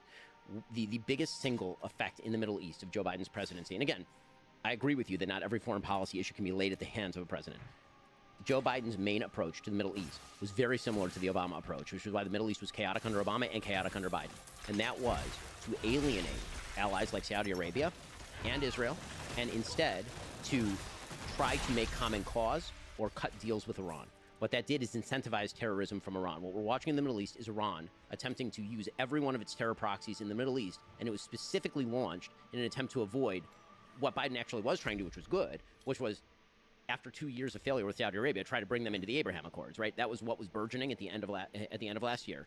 And Iran saw that, and Iran decided that they were going to throw a grenade into the middle of those negotiations by essentially activating Hamas. Hamas activates, Hamas commits October 7th. Israel, as a sovereign nation state, has to respond to the murder of 1,200 of its citizens and the taken kidnapping of 240. Israel has to do that not only to go after its own hostages and try to restore them, but also to reestablish military deterrence in the most violent region of the world. Hezbollah gets active on Israel's northern border. Hezbollah is an Iranian proxy.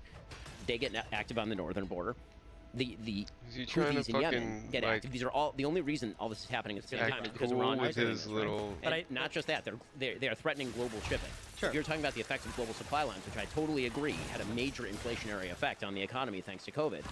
Right now, mean, the cost of shipping Did he is like live nearly in double Israel what it growing was up just or a few weeks something? ago, Like, and that is because a what's ragtag his group reasoning of Houthi behind- barbarians are attacking international fucking shipping and say forcing everybody to Hezbollah stop really using the quick. Bab el-Mandeb Strait, instead going around the Cape of Good Hope Sure. in Africa. All of that is the result of the fact that Joe Biden reoriented the United States in the very early days in favor of a more pro-Iranian stance. He appointed Robert Malley to negotiate the Iran deal, who, as it turns out, was using proxies. Many of his aides were actually taking money from Iran. The Biden administration, literally one of their first acts was to delist the Houthis as a terror organization and end sanctions against the Houthis. These are all moves that Biden made very early on. They were disastrous moves. But when it comes to domestic policy, I think he hasn't been nearly as damaging on domestic policy as he has been on foreign policy. Sure. So just on a couple of Middle Eastern things. So one of the big things that threw the Middle East into disaster was, we are all traumatized by it now, was the Iraq invasion, which happened under a Republican president. Sure. You agree with that, right? Sure. Yes. The deposition of Saddam Hussein and everything that followed after probably contributed more to the growth of ISIS and the destabilization of that entire region, probably more than anything else. I think that prior to Bush, for Clinton, and even at the beginning of Bush's presidency, we were on some kind of road to normalcy with Iran, which I think has to happen, whether we like them or not, until Bush, for whatever reason, decides to throw Iran into the axis of evil.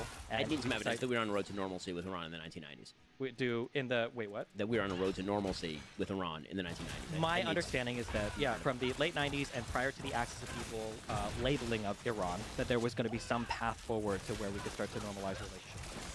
I find that very difficult to believe, and I don't see a lot of evidence. I mean, we can just disagree on that. Sure, okay, we can disagree on that, but I know that by the way, the after effect, just a quick note, the after effect of the Iraq War that was the most devastating was the increase in power of Iran. I agree. Yeah, because of the destabilization of Iraq, and Iraq not having a government there that was functional for at least a decade, and was in fact a Sunni government, right? Originally, it was a Sunni government. Disbanding the Sunni army was one of the worst things that the Bush administration did. Banning all the former Ba'ath parties, sectarian, yes. Yeah, all horrible under a Republican president. But don't disagree. That that probably contributed more to ISIS, to the growth of power in Iran, maybe even to the destabilization of Syria, probably more than anything that Obama did. Also, when we look at Iran funding people in the region, I don't disagree with that as well. I think Iran is the #1 instigator of bad guy things right now in the Middle East. Iran, the IRGC, I supported when Donald Trump killed Soleimani. I think that was a great thing. I think that Iran is a major problem. However, I don't know if the path forward is constantly being a belligerent to Iran or trying to figure out some road to normalcy. I don't know if the collapse of Iran or the destruction of that country, considering how unpopular the Ayatollah even is there, like the citizens of Iran, I don't think are big supporters of the government there. I feel like moving on a path where, let's do our nuclear inspections. We had that Iranian nuclear deal that Trump pulled out of. Let's do the nuclear inspections. Make sure you're not on the way to nuclear weapons. Let's unfreeze some funds. Let's move in some direction where we get on a good term with you. I feel like that's the most important thing that needs to happen in the Middle East. As much as people like to look at the Abraham Accords, who cares if, what was it? Bahrain, I think Oman, I think UAE Sudan, and Morocco. The UAE and Morocco, yeah, like all of these people, even Saudi Arabia, already have like de facto normalization with Israel. They're all trading. No, this is, I mean, to pretend that anybody even 15 years ago would have been talking about normalization in Saudi Arabia and Israel is insane. They insane. were already on that path. They had already been they were already de facto trading partners with each other. They had already been collaborating and doing things. That's a wild claim that Israel and Saudi Arabia were going to normalize 15 years ago. 15 years ago might have been a wild claim. But after Turkey, after Jordan, and then in the past like 20 years of like economic relations and ties with each other, all of the leadership in the Middle East, and you'll agree with this, look at Israel and they go, okay, well, we've got Palestinians who, God bless them, do nothing, and then you've got Israel, which is on a region with no natural resources, has somehow become like an economic giant. They're good to trade with. Their population's educated. They have military power. All of the leadership in these Middle Eastern countries are wanting to be friendly with Israel and are engaging in trade de facto with Israel. And the idea that like the UAE and Bahrain were brought in to say like, oh well, now we're going to officially say this. Those were the first steps toward obviously the formation of a new Middle East in which economics would predominate over sectarian conflict. The chief obstacle to that is Iran. I agree. The notion that negotiations with the Ayatollah were going to be a solution to any of this is but do we think absolutely benighted. Is it the Abraham Accords that's convincing Saudi Arabia to take a stance against Iran? No, I mean, Saudi Arabia. They're already fighting. They're already fighting with each other, right? Like, no, I don't think the Abraham Accords moved us any closer towards any type of real peace in the region. No, the point what has to happen is something has to happen with Iran. Look, there has to be some diplomatic bilateral communication. No, what has to happen is the containment of Iran, which was what was taking place with the increased normalization with the Sunni Arab world and Israel, combined with significant economic sanctions. The notion that there's this far-fetched notion in foreign policy circles that diplomacy can sort of be wish-cast out of thin air. That if you sit around a table, that you can always come to an agreement with somebody. The Ayatollahs do not have common interests with the United States.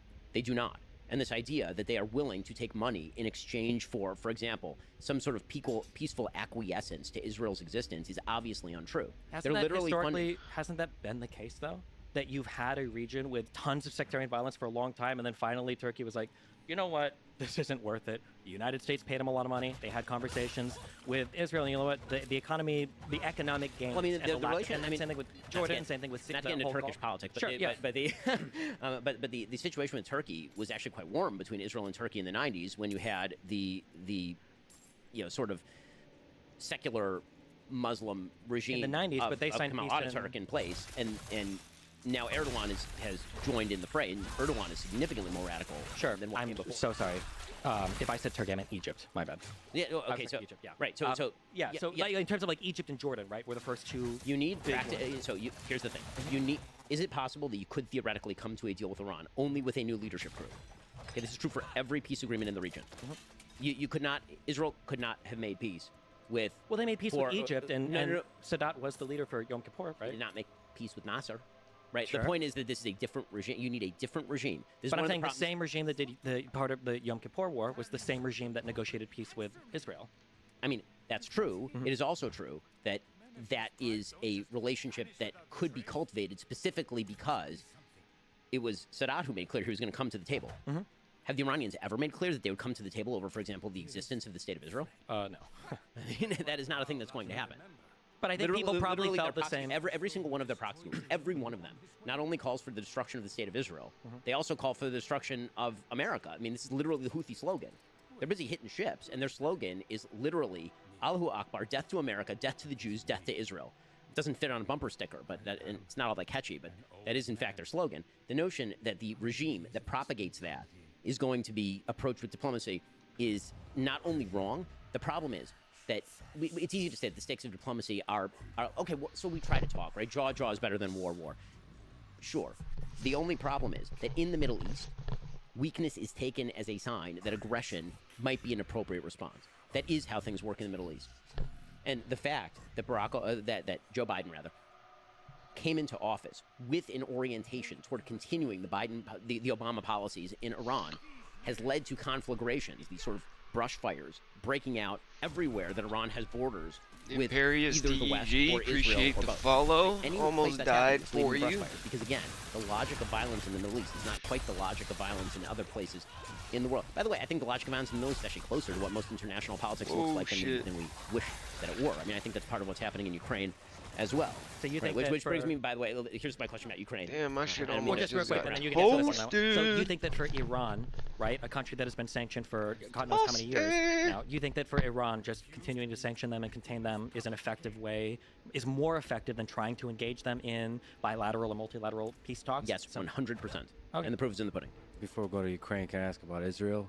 So you're both mostly in agreement, but what is I don't know Israel? if I'd say that. Okay, but as I'm learning, what is Israel doing right? What is Israel doing wrong in this very specific current war in Gaza?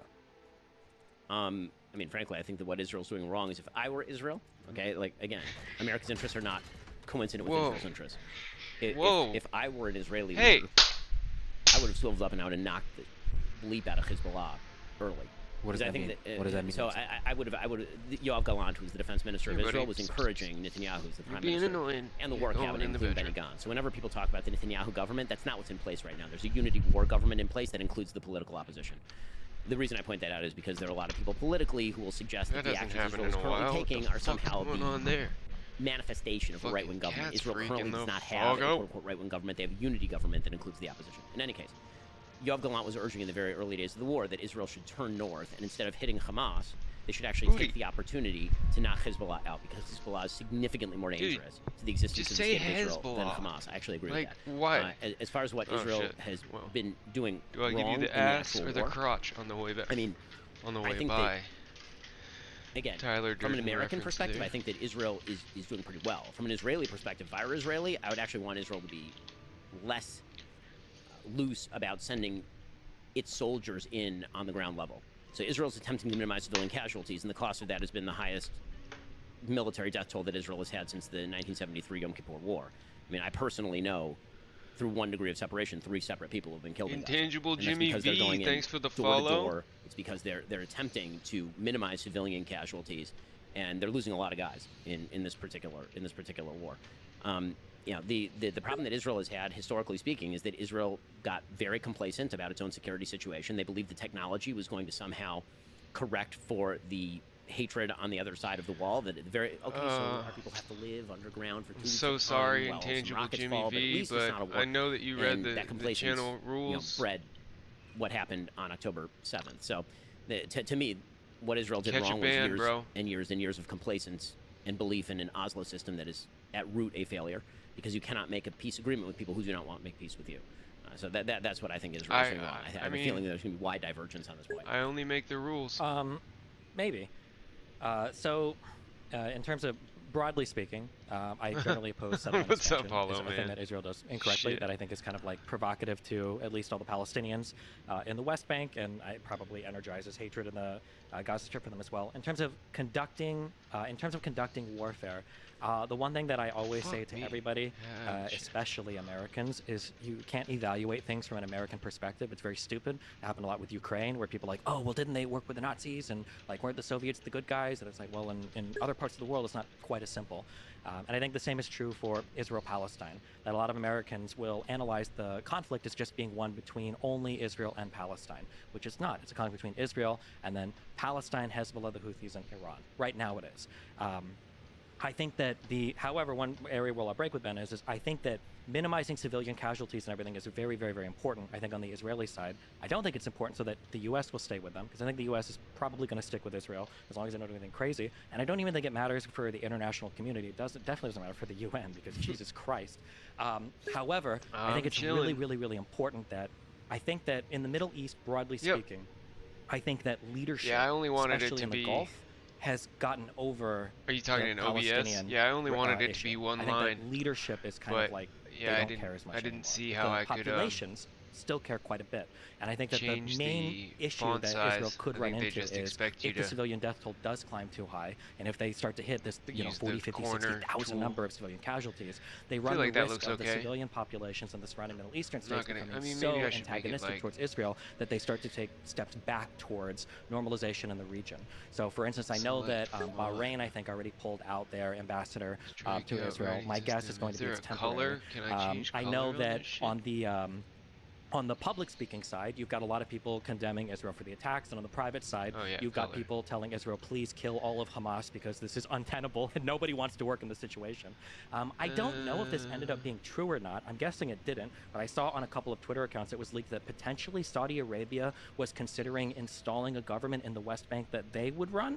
No, I mean, I think Israel would love nothing better than that, but that is For not sure, something the yeah, Saudis. okay. One of the big problems in the Middle East is literally no one wants to preside over the Palestinians. Yes. No one. So in the I think Arab that- states, Israel, no one. Yeah. Yeah, So I right. think the issue is, and I think, and I'm feel like markedly the, actually, I'm very sympathetic towards the Palestinians damn, because I I wish I think could that match for, it to the since 48 and onwards, I think that blue all in of the Arab Diablo. states super gassed them up on that. They wanted the me Palestinians to try to fight see because they if I wanted to fight can. with Israel.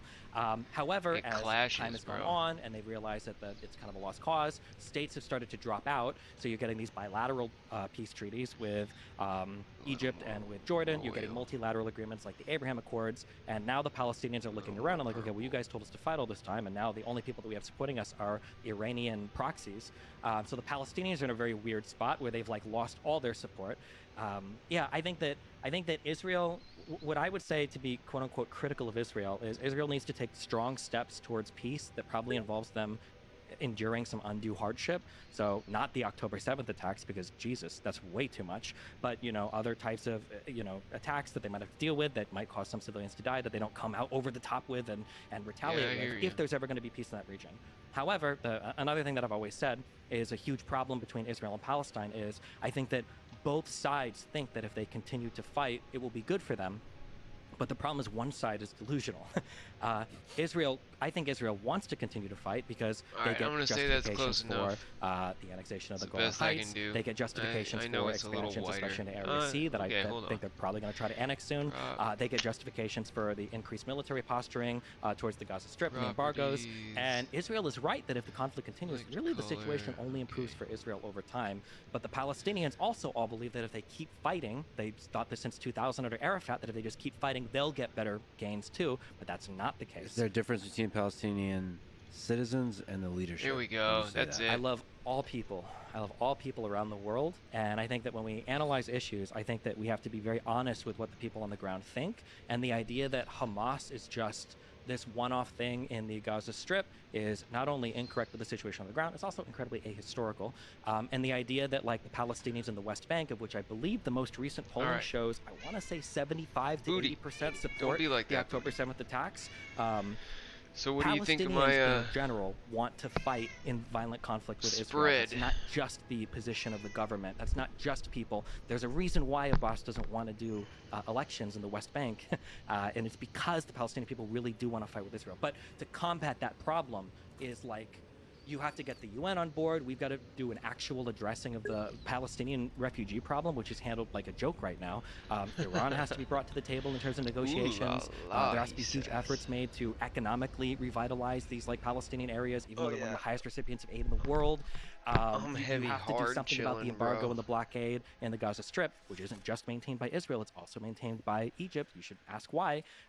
Yeah, there's a lot of things that have to happen to fix that problem, but the reality is I don't think Israel really wants to, because they get to continue their expansion into the West Bank, and I don't think anybody around the world really cares that much. So, in a month we won't be talking about it. I will argue with that. The idea that Israel does not want to end the conflict is belied by the history of what just happened with the Gaza kitty. Strip. Chill So the when we fuck talk about out. settlements, for example, Israel did have settlements inside the Gaza Strip. There were 8,000 Jews who were living inside the Gaza Strip in Gush Katif.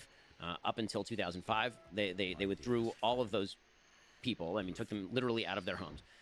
And Button. the result Why was do you have not to the just, like, burgeoning stamp of, so hard on a my better abdominal attitude toward the state muscles? of Israel with regard to, for example, the Palestinian population in Gaza. In fact, it was more radical in Gaza than it was in the West Bank.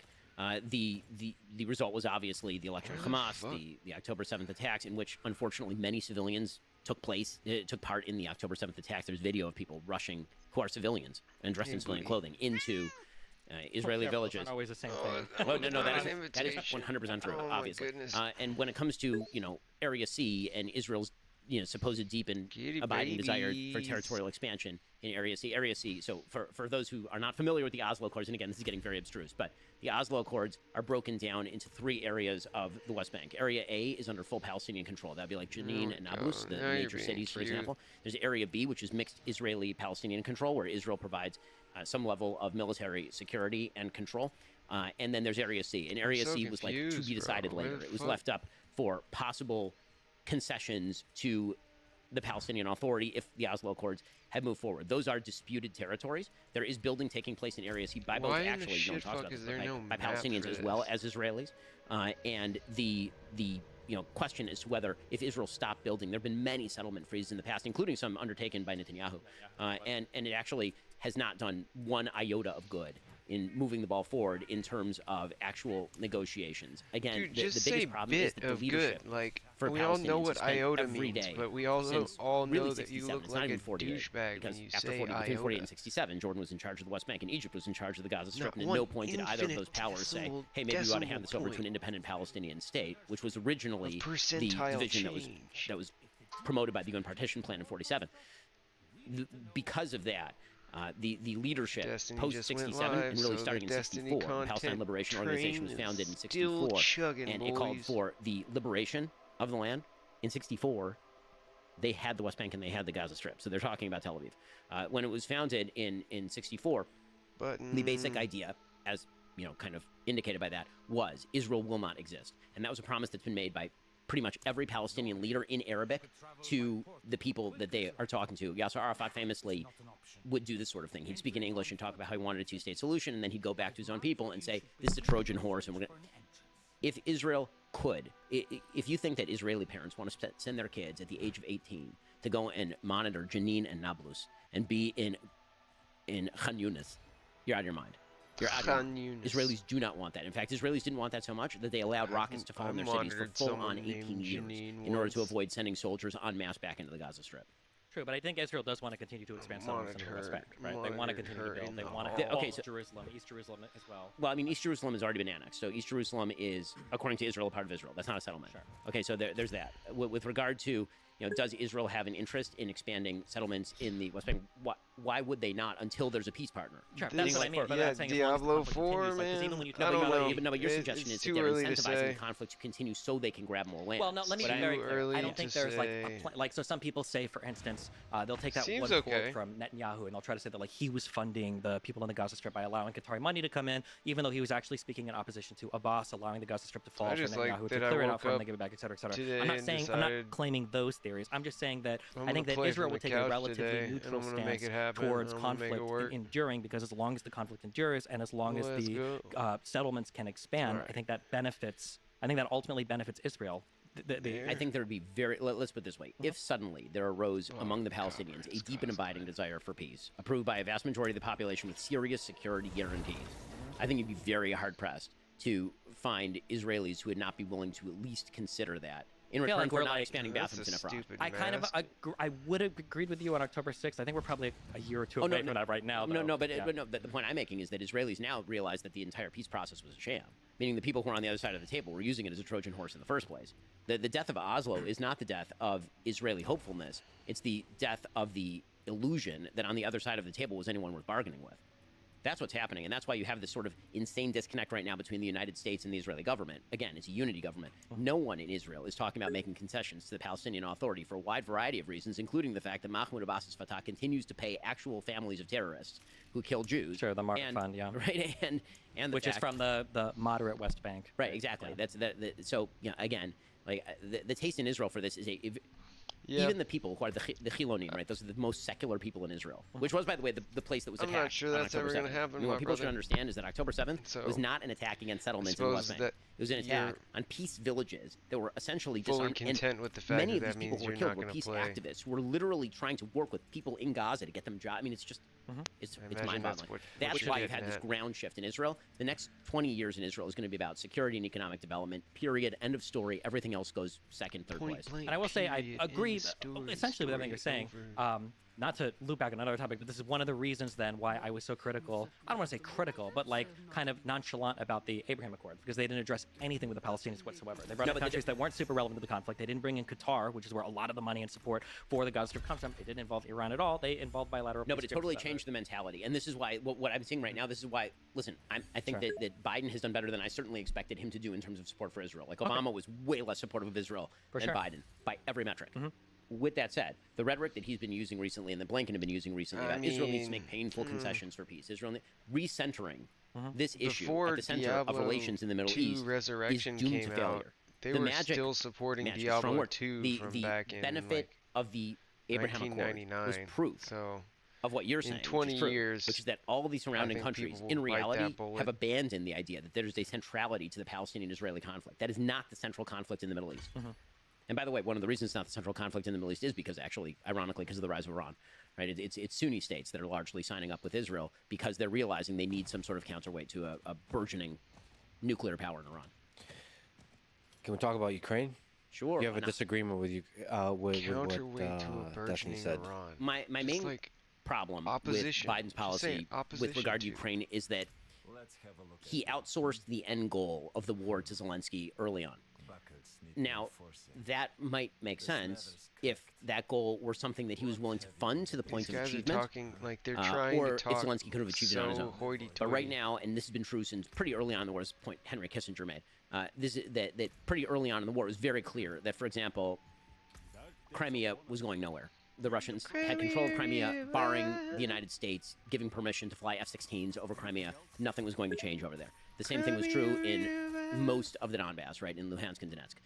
That was not going to change. That's Zelensky's true. stated goal, and you Diablo understand it, he's the 2 leader of was- Ukraine, right, is that there was a predation on his territory in The- 2014, and that the Russians sent their little green men across the border, and then they took all Diablo these 2 areas. was the And mold so he, by as the leader of which Ukraine, is saying, okay, I all want of all of that these back. games have Now, the been, reality like, is that the measured U.S.'s interests had and largely shaped. been achieved in the first few months of the war, meaning the revocation of the ability of Russia to take Ukraine and just ingest it, and two, the devastation just of depends on Russia's whether, military capability. I mean, Russia has just been wrecked. I mean, their military is in serious Blizzard straits got because of the war. acquired by Ukraine, from an Activision, American got acquired perspective, by I'm very much pro Microsoft, all right? of that. I think that we I have feel an like interest in Ukraine Microsoft maintaining a wouldn't buffer want the status against stain on their a territorially reputation, aggressive Russia. I at think that least the of United States does have an interest in degrading the Not Russian at the military to the very extent that it can least threaten the Baltic states or enabling threaten offline play Kazakhstan before or they other like countries in the shut region. Blizzard down. The problem even I in the have worst with case. Biden's strategy is, as always, I think that it's a muddle, and I think muddles tend to end with misperceptions. War tends to break out and maintain because of misperception.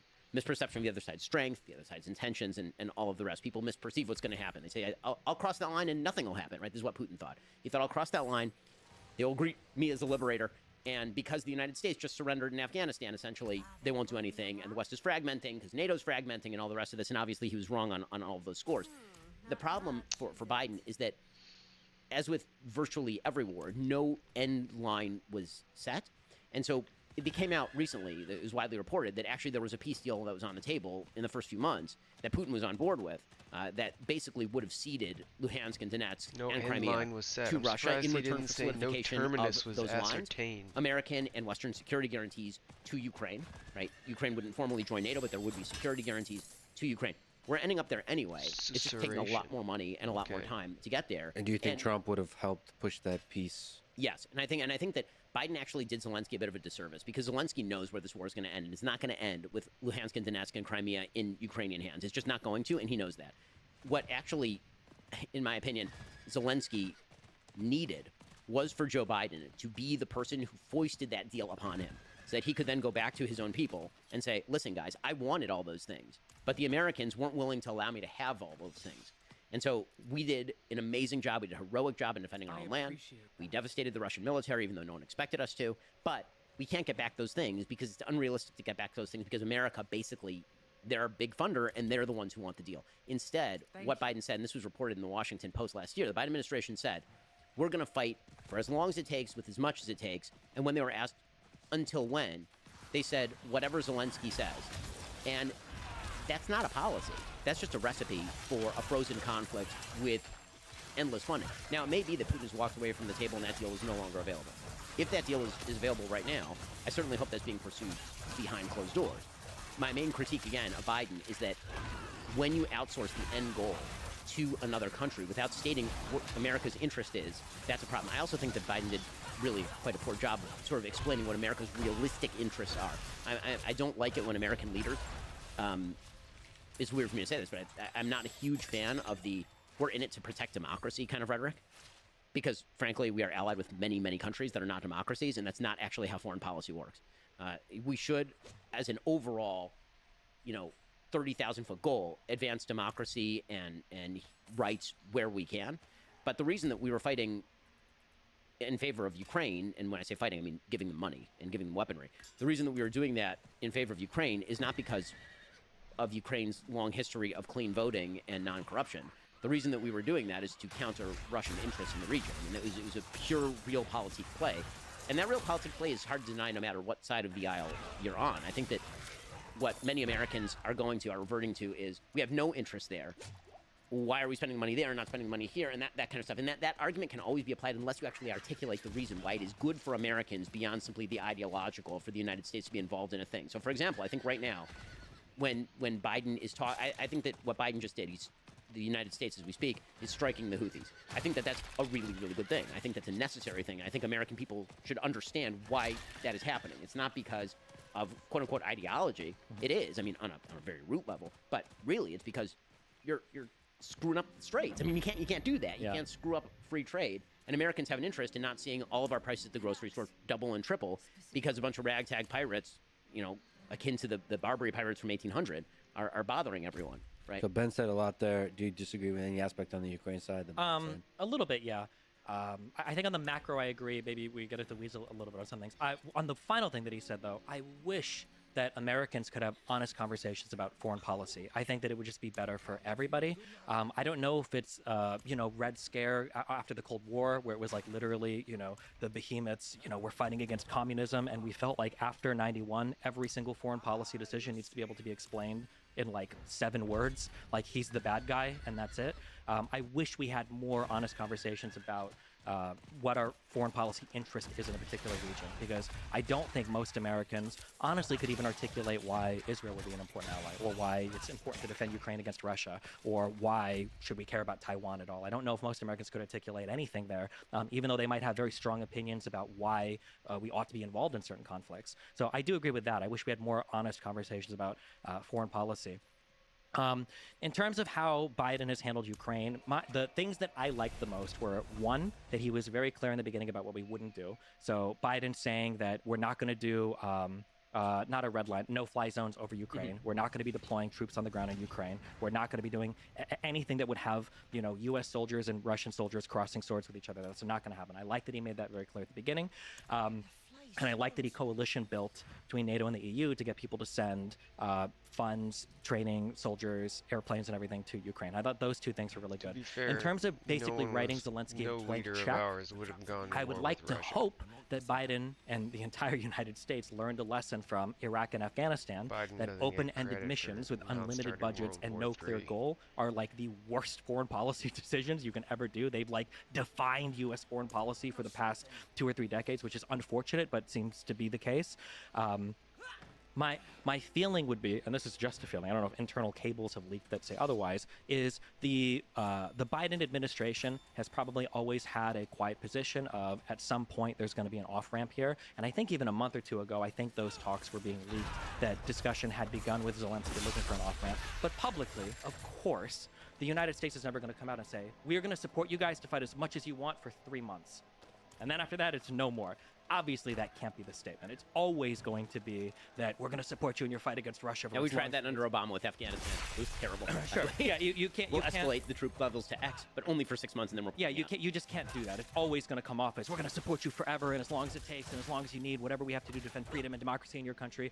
And any other statement would be absurd. So I can understand why it feels like, on a public level, a blank check and an indefinite time period was granted to Zelensky. But I don't think that's going to be the case. I think I hope we've learned our lessons in the Middle East about the forever wars, that this isn't going to be a forever funding to Ukraine to fight for as long as they want. I do disagree. I feel like we're playing a little bit retrospectively, saying that, like, well, it's obvious that they're not going to capture the Donbass. It's obvious that they're not going to capture Crimea. I agree for Crimea, that was incredibly obvious. But it was also really obvious that in 2 weeks, Russia would own Kiev and Ukraine was going to be Belarus 2.0. I think that even for a lot of military people, and analysts around the world, that was an expectation, or at least a significant probability. Nobody knew, the phrase that's thrown around now is paper tiger, that Russia's military was as ill-equipped as they were. So I can understand why, especially if you're Ukraine and if you've repelled an invasion from one of the world's largest armies, why you might feel like, well, fuck it, let's fight for a few months, let's fight for a year, let's see what happens. And I can understand the United States supporting them, but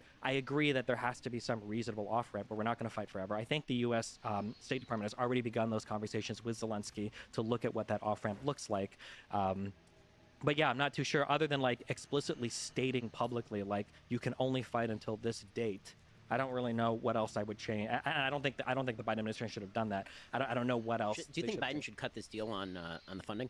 Meaning there's this $105 billion deal that's been held up by debate between Republicans and Democrats over border. Right, so basically it contains $60 billion for Ukraine, $14 billion for Israel, another several $1 billion for Taiwanese defense against China, and then it includes some border funding and some border provisions. Republicans want the border funding and the border provisions because we can get into the illegal immigration issue, but that's a pretty serious issue. And Biden and Democrats have been unwilling to hold that up, and that seems to me like, just from put aside Republicans, Democrats, it seems like political malpractice. Meaning there's a widespread perception in the United States that the border is a disaster area.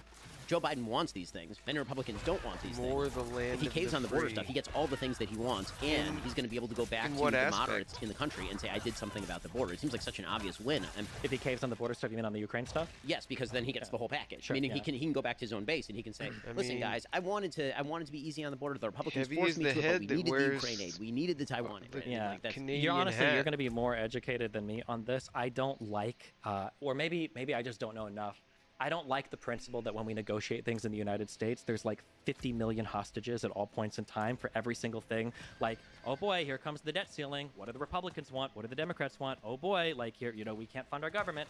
But I mean, obviously, the argument is going to be that if the Ukraine funding doesn't come in this bill, and if Biden and his administration feel like it's really important, that not unilaterally, but as a single issue, it's not going to pass.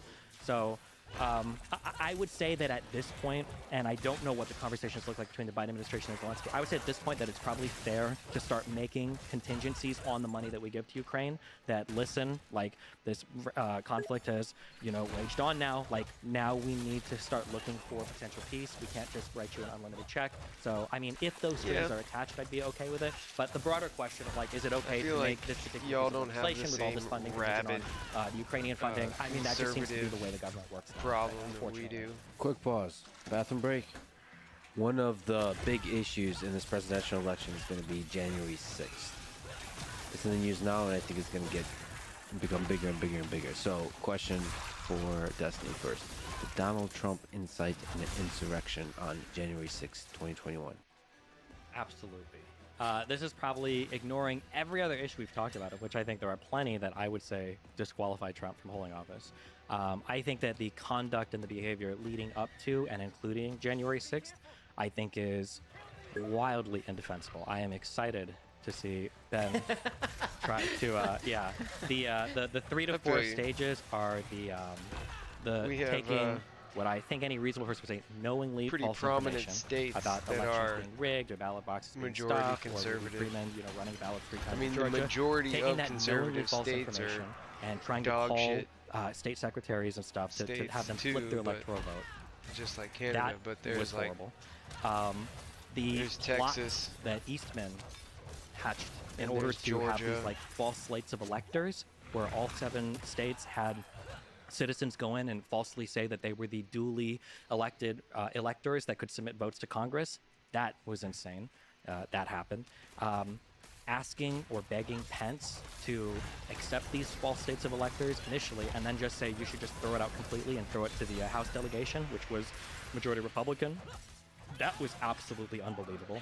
And then on the day of January 6th, trying to capitalize on the violence by him, Giuliani, and Eastman making phone calls to senators and congressmen saying, well, don't you think maybe you guys should delay the vote a little bit? Don't you think they're just really mad about the election? I think he said to McCarthy, they're more upset than you. And his utter dereliction of duty in not doing anything to stop the rioting that happened on January 6th because he was too busy taking advantage of it. I think all of these things are horrible. I look forward to seeing the Jack Smith indictments play out in court, maybe even the Georgia RICO case. But yeah, I think all of these things are unfathomable. And I think when you look at the plot from start to finish, clearly the goal the entire time was to circumvent the peaceful transfer of power. That was the goal from start to finish.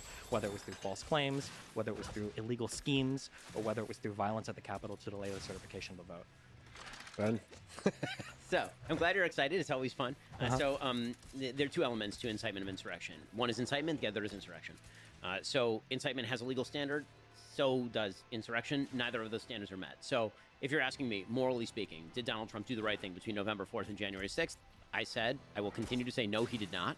I think he was saying things that are false. Yeah, and of course there's a correlation between most his of theories with regard to the conservative election, about the states election being stolen, about fraud. because they don't want to invest in their population. Bring They many of the want- claims to be they brought have publicly and all the rest of that. a minority of If people we're talking who about control a incitement of insurrection, majority legal of the standard doesn't mean any of those resources things. and When it comes to by incitement, their it has to be conservative immediate natures incitement to are not immediate inclined lawless to action. share That's the outside standard of their for incitement. immediate family And and I'm friends. very meticulous in how I use this because I happen to speak publicly a lot, and that means there are lots of people who listen to me, which means some of So, those people are probably yeah. crazy.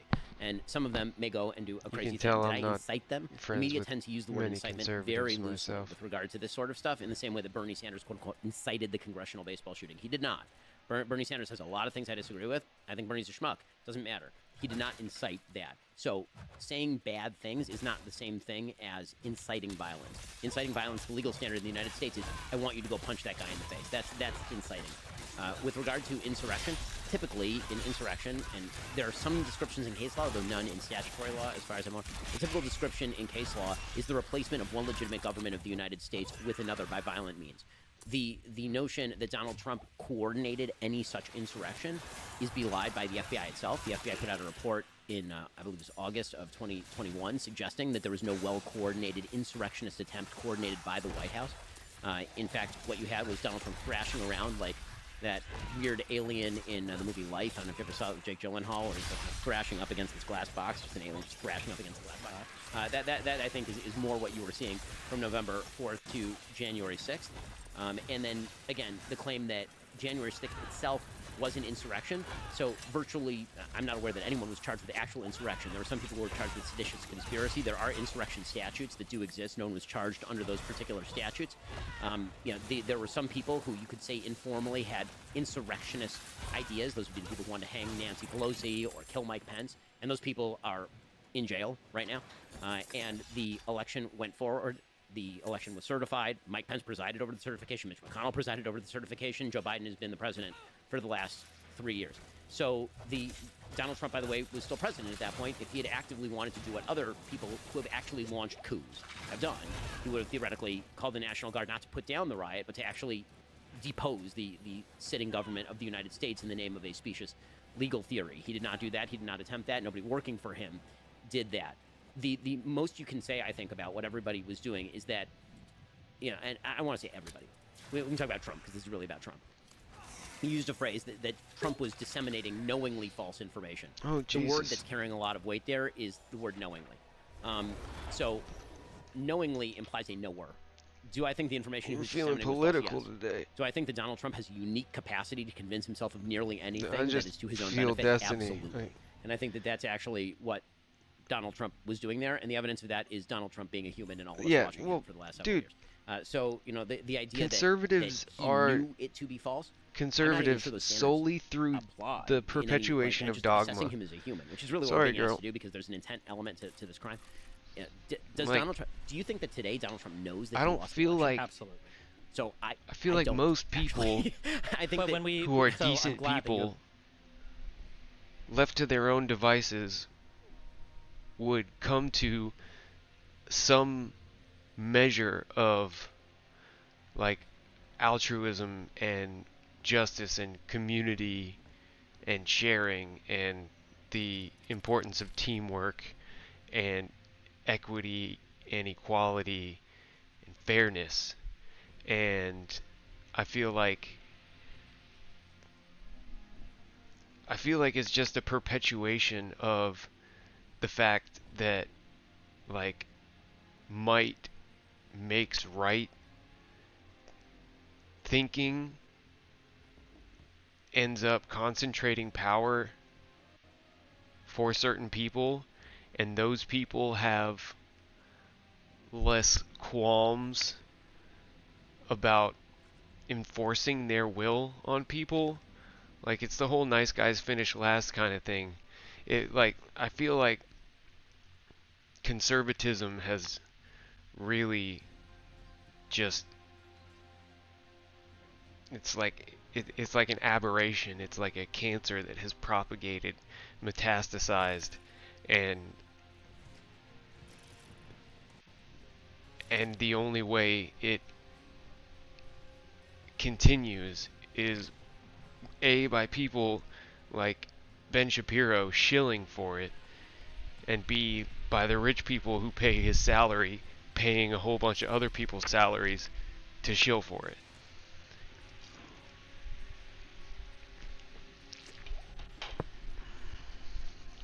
I gotta pee. Hold on 2 seconds. I'm gonna read your comment. I'll be right back though.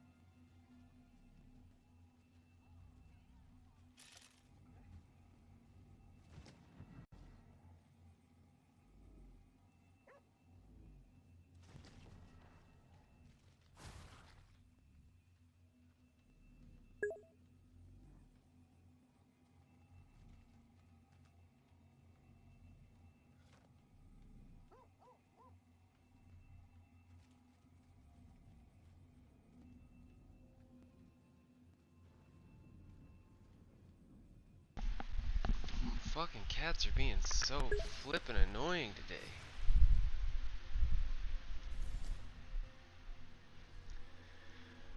Oh, there it is.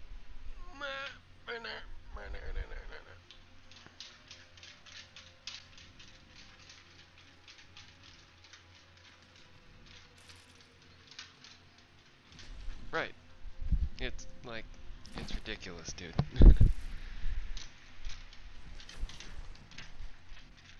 The way, like, conservatives vote for policies and laws that end up screwing people that don't have enough money to pay a lawyer to get them off, a lawyer or a tax man to get them to avoid. Like, if you don't have enough money to pay someone to loophole you through the crimes and shit, Jesus Christ. I need to stop standing in front of this fucking camera.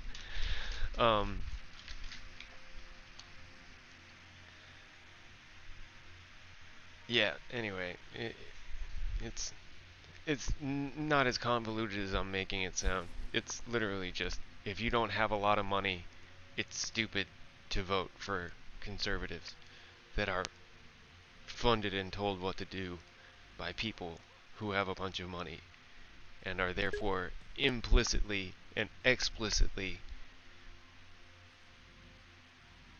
out for the benefit of people with money.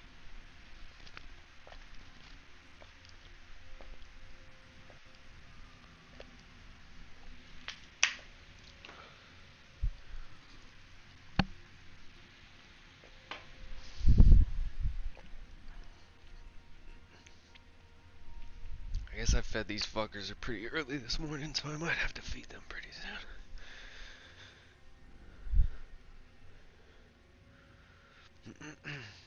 Oh, fucking hell, now where's my phone? Might as well make another fucking batch of this shit.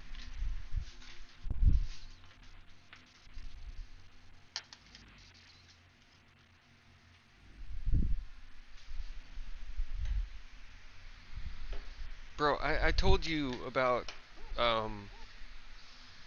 when the fucking rednecks beat my ass because I didn't want to get in a truck with one of them because they were drunk, right?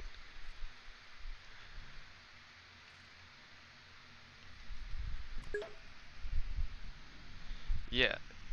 The more traumatizing part of that was the fact that I paid a lawyer, or not that I paid a lawyer, I consulted with a lawyer and paid for the filing fees to file charges against all three of those dudes. And going when we went when we ended up going to court to press those charges, their fucking fancy schmancy lawyer took my lawyer into the back fucking room, and he came out looking like the fucking devil smacked him in the ass, and told me we filed in the wrong venue, and then never answered my phone calls from there on out.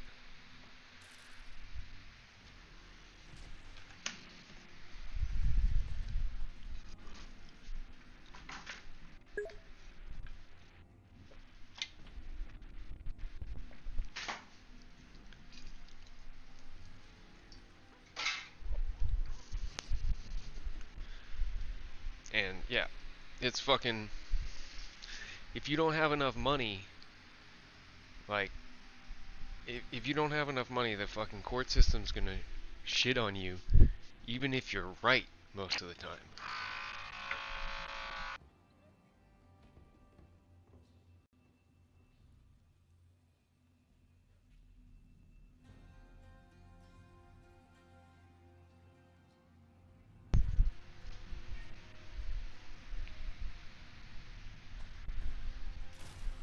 Yeah, dude, I fantasize about getting revenge on that lawyer more than I fantasize on about getting revenge on fucking dude who broke my face.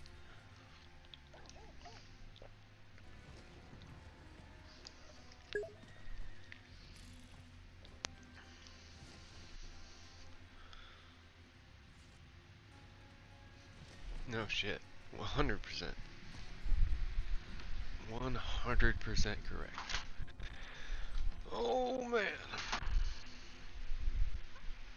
So I ended up, my stream was 14 hours long when I finally called it quits.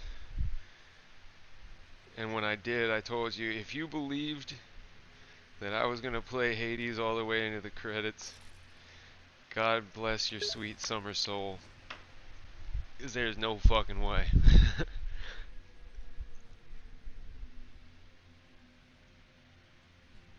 Yeah, dude.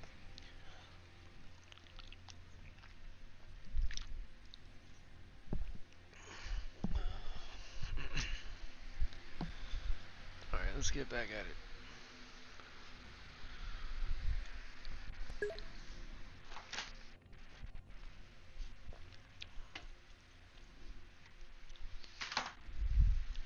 Yeah, no. Well, you gave me, not that you needed to, but you did give me very fair warning that you were probably gonna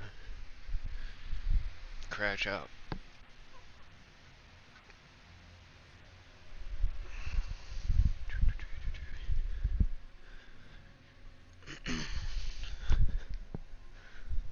The Fells.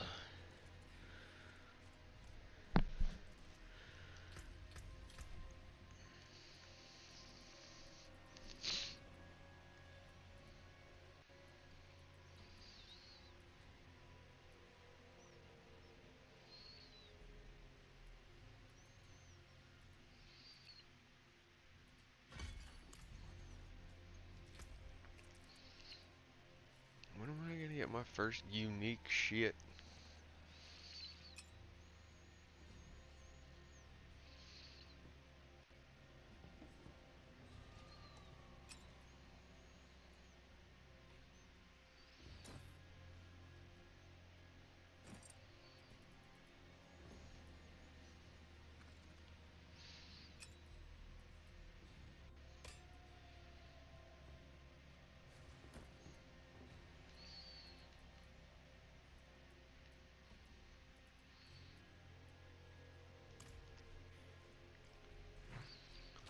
Alright, boys. Now we're cooking with gas.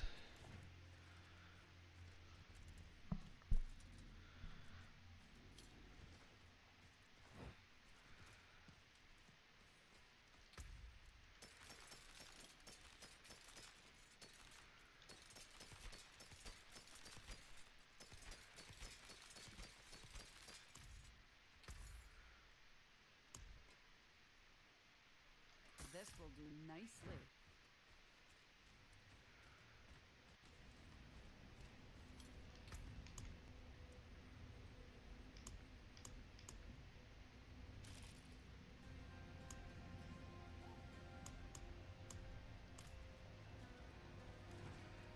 We're gonna make it the apothecary. And chapter 1 complete. Okay, claim rewards. Okay, is there an Ashes Season Blessings? Oh, oh, okay. It's gonna be later. Are you a battle pass enjoyer, or do you think like I do that cosmetics are for fucking Your talents would be wasted suckers? swinging a hammer here in town. Free cosmetics are the only cosmetics for me.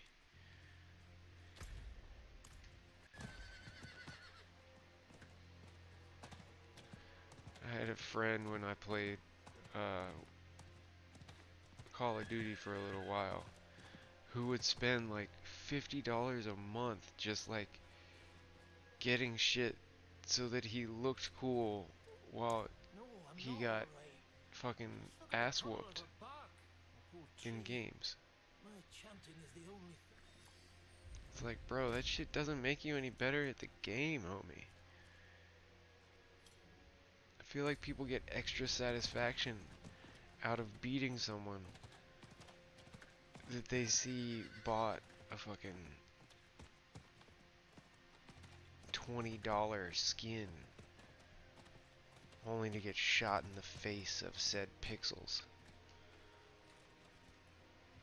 I got day-old bread and these thumb rolls.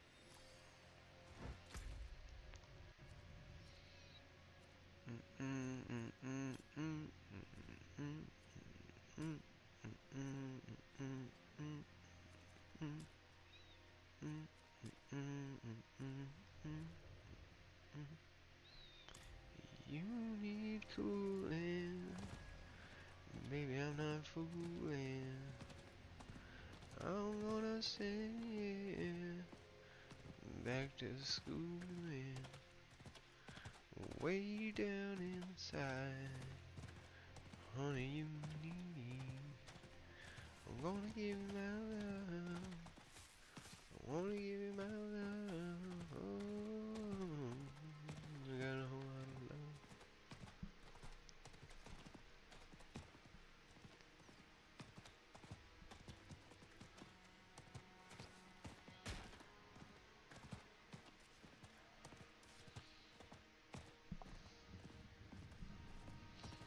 Did you fall asleep on me again? Fuck Hollow Man. So you're going live at some point soon though, right?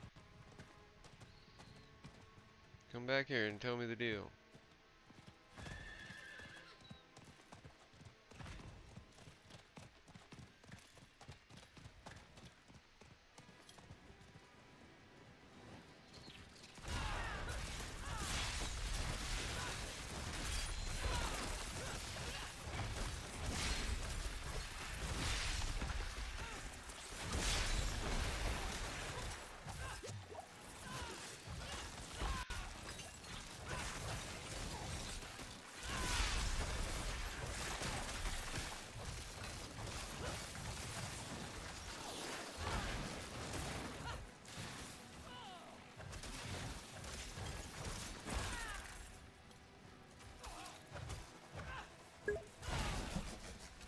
Holy.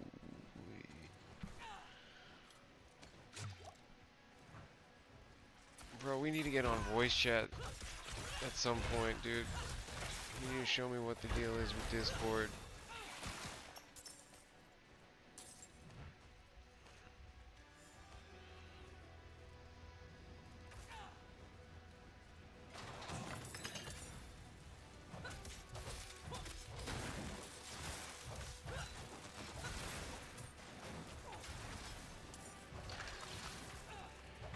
Look at the fucking Bardiche.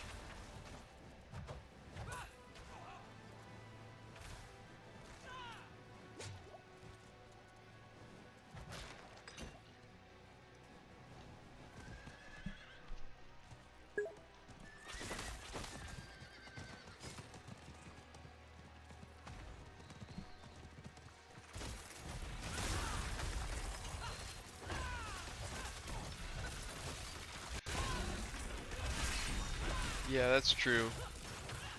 Most games have done that, at least, to where if you pay for the battle pass once and then don't get suckered into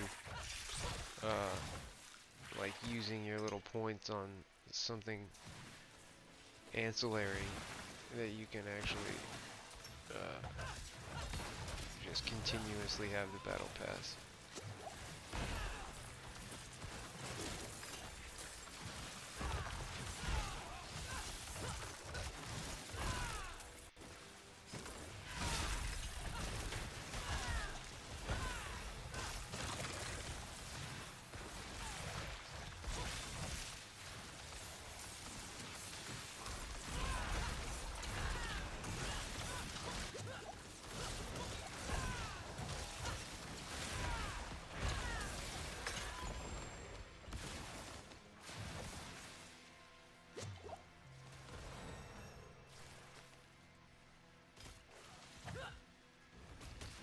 Appreciate you, boys.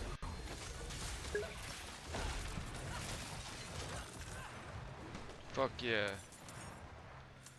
Alright, well, I'm here for it, homie.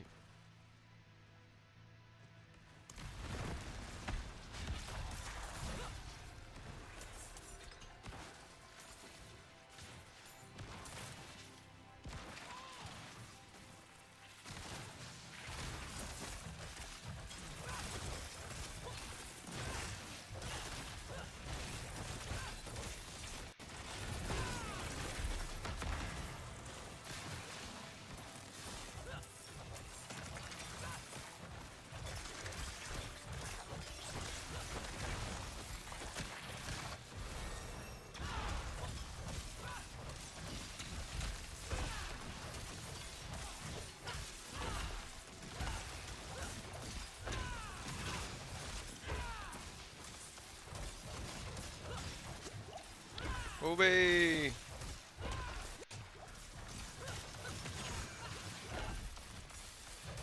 Hammer!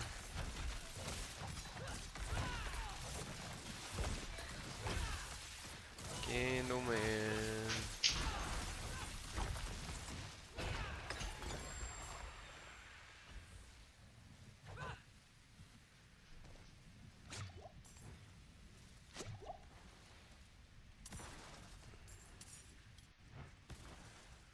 Interesting.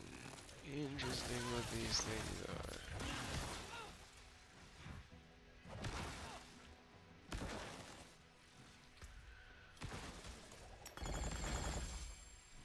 Holy shit, what?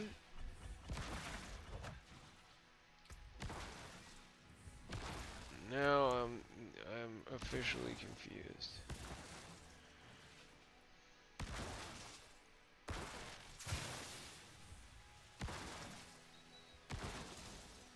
Okay, I'm gonna have to go back to town and check this shit out.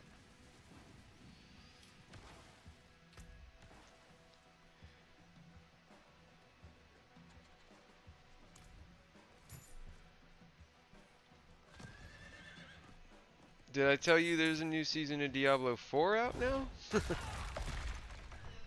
Nope. The camera's right there, so watch out putting your crotch in front of it.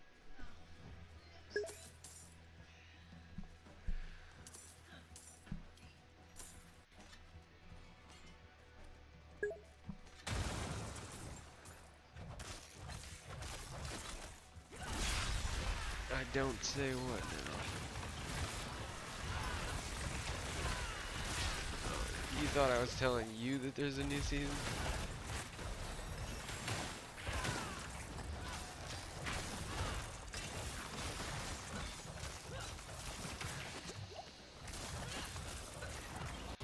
Amber says hello stream. BT dubs.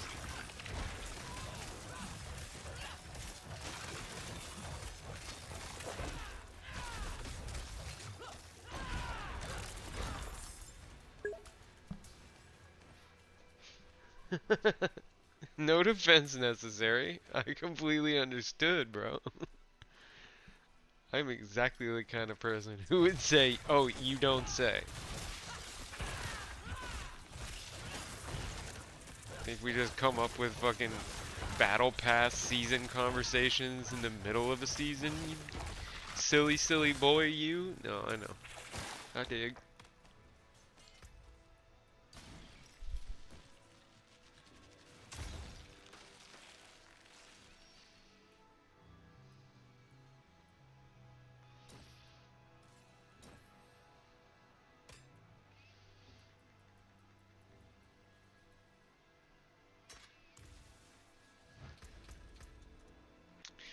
Holy shit, when did I get fucking 3 points?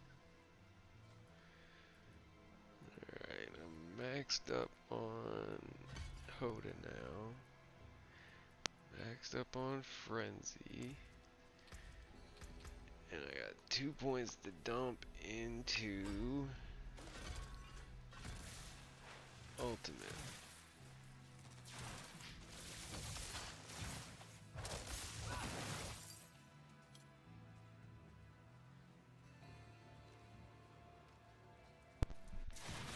Did my shit fully die? What's the deal here? Hold on. You have to pick and choose. Steel series.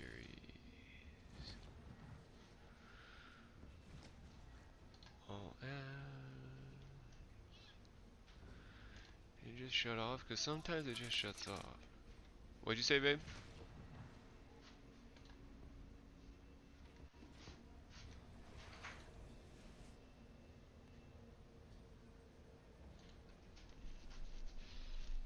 I guess it just shut the fuck off. Because I did charge him. It says I have 3 bars of battery remaining. What'd you say, babe? What? Why the cute ass sweater, huh?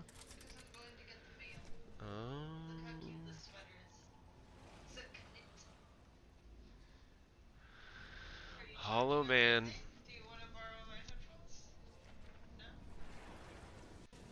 This is me shaking my finger at you, Hollow man.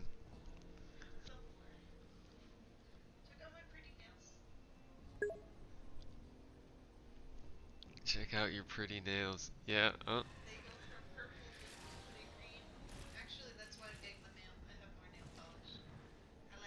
He's gonna think I told you that he was gay or something, bro.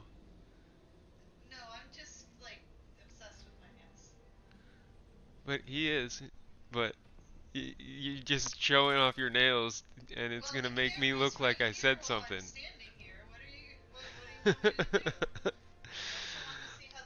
It sounds like I've been gossiping behind the scenes, which I haven't. She makes me say, ooh. Exactly. As a good boyfriend, I have to say, I have to acknowledge and say, ooh, super cute. For no damn buddy but you. Goddamn right, no damn buddy but me. I'm the only one that matters. Right. And your ooh, of course. And yeah, and my ooh. Okay, I'm gonna go get my nail polish from the mail. Whatever, dude. She ain't wrong. He says you're not wrong, babe. Damn right. Thank you, Hollow Man. I think you heard that. And yeah, so I guess my headset, that was the only thing I was getting up to check.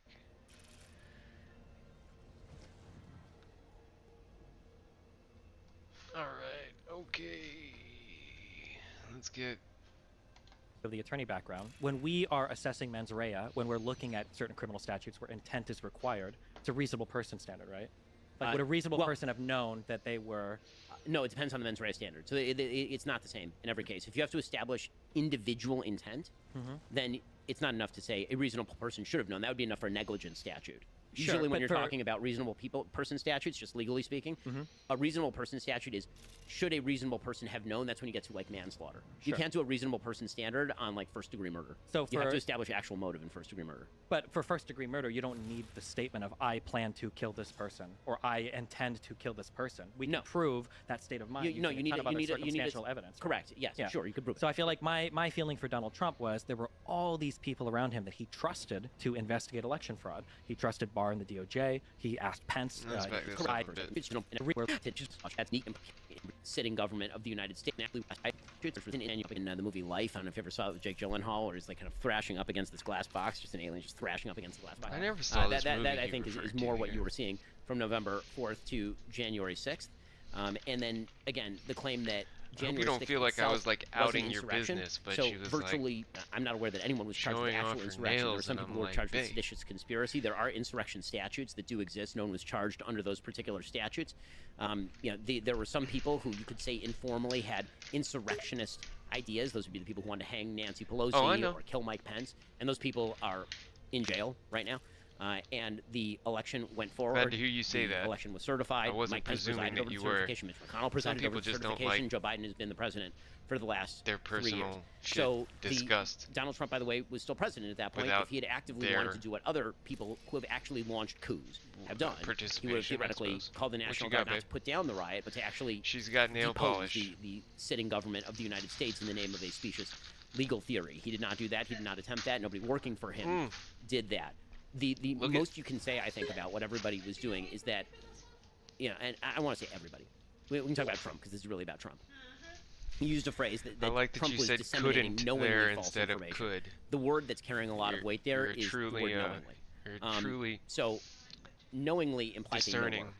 Do I think the information he was disseminating was false? Yes. Discerning. Do I think that and- Donald Trump and has unique capacity to convince himself and of nearly classy anything gentleman. that is to his own benefit? Absolutely.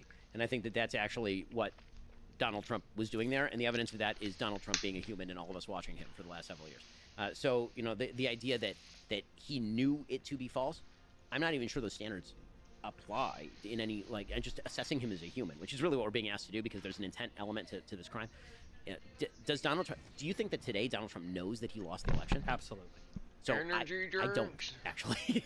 I think But that when so I'm glad that you have the There's a attorney couple of background. them. When we are assessing mens rea, when we're looking at certain criminal statutes where intent is required, I it's put a away the reasonable person laundry. standard, I'm right? a good boyfriend. Like, would a reasonable well- person have known that they were? Okay. No, it depends on the mens rea I didn't standard. hear So that. I'm a bad it's not boyfriend. the same in every case. If you have to establish individual intent, then it's not enough to say a reasonable person should have known. That would be enough for a negligence statute. Sure, Usually, when but you're for- talking about reasonable person statutes, just legally speaking, a reasonable person statute is should a reasonable person have known. That's when you get to manslaughter. You Sure. can't do a reasonable person standard on first degree murder. So you have for- to establish actual motive in first degree murder. But for first-degree murder, you don't need the statement of "I plan to kill this person" or "I intend to kill this person." We No. can prove Do that what state of mind. you No, you need kind of other circumstantial evidence. Correct. Yes, Yeah. sure. You could prove. So I feel like my feeling for I'll Donald tell Trump you to was do there were what you all wanna these do people if I around him wanna that he tell you to trusted do investigate what election you fraud. wanna do. He trusted Barr and the DOJ. Don't He tell me asked what to Pence, do. his vice president, to look into it. He asked his chief of staff. He asked his legal counsel. He has so many people that ostensibly he trusts them if he's asking them to look into it. And when all of them looked into it and reported back to him, no, we found nothing. Unless we're going to literally make the concession that Trump might actually be a delusional psycho, body, I do at that point should he not have realized, well, okay, maybe there's Listen, I nothing. think he should have realized the day of the election that he lost the election, but that's not. But that's Sure, but I'm not just the asking, question. I'm saying that at that point, should he not have known that for him to go and propagate those claims that he'd asked all of the people he trusted to research, and then for him to take those claims to Michigan and to Georgia, and then publicly and to try to convince people to throw out the election, you don't think that? But you're doing the same thing. You're reverting to should a reasonable person have known? Yes, a reasonable person should have known. Did Donald Trump know? That's a different question. And so conflating those two questions is going to get you into some message territory. By the way, this is why Jack Smith charged the way Jack Smith charged. Yeah, which was Right, Jack Smith did not charge conspiracy. Jack Smith did not charge insurrection. He did not charge seditious conspiracy. Right? The reason is because Jack Smith is a good lawyer. What he's doing is he's actually broadly, I would say, pretty obviously expanding statutory coverage in weird areas in order to cover a thing that doesn't quite fit into any of these legal categories. But the point that I'm making is that Jack Smith is on my side of this. He doesn't think that he can actually establish the intent necessary to convict under a seditious conspiracy or an insurrection I agree charge. with that, but I think a lot of the underlying facts, though, because he does bring up those calls to Raffensperger in Georgia, he does bring up in the indictments that they were knowingly false information. So it seems like that's going to be part of the case, maybe not to convict on any of the 4 particular charges that he mentioned, but it seems like that's probably going to be part of what he's going to have to establish in court to convict Trump. So Yeah. I want to look at the actual text of the charges. So I'm sorry that I don't have them memorized. I believe one's a fraud charge that generally does not apply to cases like this. Generally, that fraud charge is like you're trying to steal money from the government. Sure, one fraud is has a- been one is used like a- pretty broadly in the past, though. It doesn't have to just be, because Smith has done oral arguments in response to a lot of the claims by Trump's lawyers. This was one of them. The infinite civil and criminal immunity was another one of them, where he cites past cases where these types of things, because I think it was to defraud of civil rights, I think was the 4th charge. Right. So the defraud of civil rights is usually somebody standing in the actual voting house door and preventing you from voting, not you have a specious legal theory that you espouse in court about whether those votes should be thrown out. Sure. Although I don't like when we say specious legal theory and novel application, which I do agree some of these in some ways is novel. I don't think we've ever also had a president try to do this before. It is a novel situation where Well, I somebody mean- has resisted the peaceful transfer of power this clearly. Well, it will in so be. many different ways. Well, if you're talking about the legal cases, that's not true. But Gore sued in 2000. Right? I mean, if we're talking about the legal this was cases, comparable right? to Gore, if this was comparable to Gore, I'm then not saying it's comparable to Gore. I'm saying that if the idea is that espousing a legal theory in court amounts to de facto some just saying form that of election Gore- denial or interference in some way, that's not as a general principle. It's over-inclusive. sure, Gore wasn't trying to decertify the vote, though, for states, right? They challenged their thing to the Supreme Court, they lost their case in the Supreme Court, and then power transfer happened. Right, after. and Donald Trump had a bunch of legal challenges, and then he had a rally, and then there was a riot, and then he left power. Yeah, but the Eastman theory of what Pence could do in Congress is a far cry A away. truly shitty theory. I mean, make no mistake. It's a But not really just shitty theory. shitty. I think that if any Democrat had done this, I feel like we'd be looking at it in a far different lens. As in, we would be using terms like attempted coup, subversion, or peaceful transfer of power.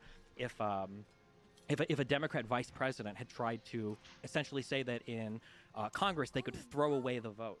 So I think what I want to get to here, actually, so we can be more specific, Sure. is why are these terms important? We agree on, largely speaking, what happened.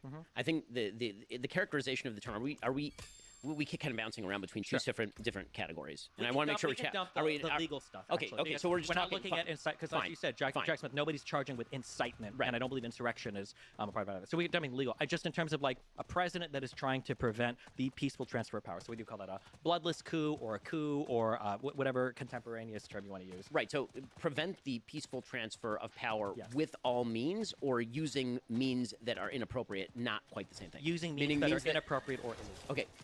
Inappropriate. Okay, so illegal. I don't think so. I don't think that these charges actually meet the criteria for the various charges, and we can discuss each case if you want. Sure. As far as inappropriate, sure. I think tons of inappropriate stuff.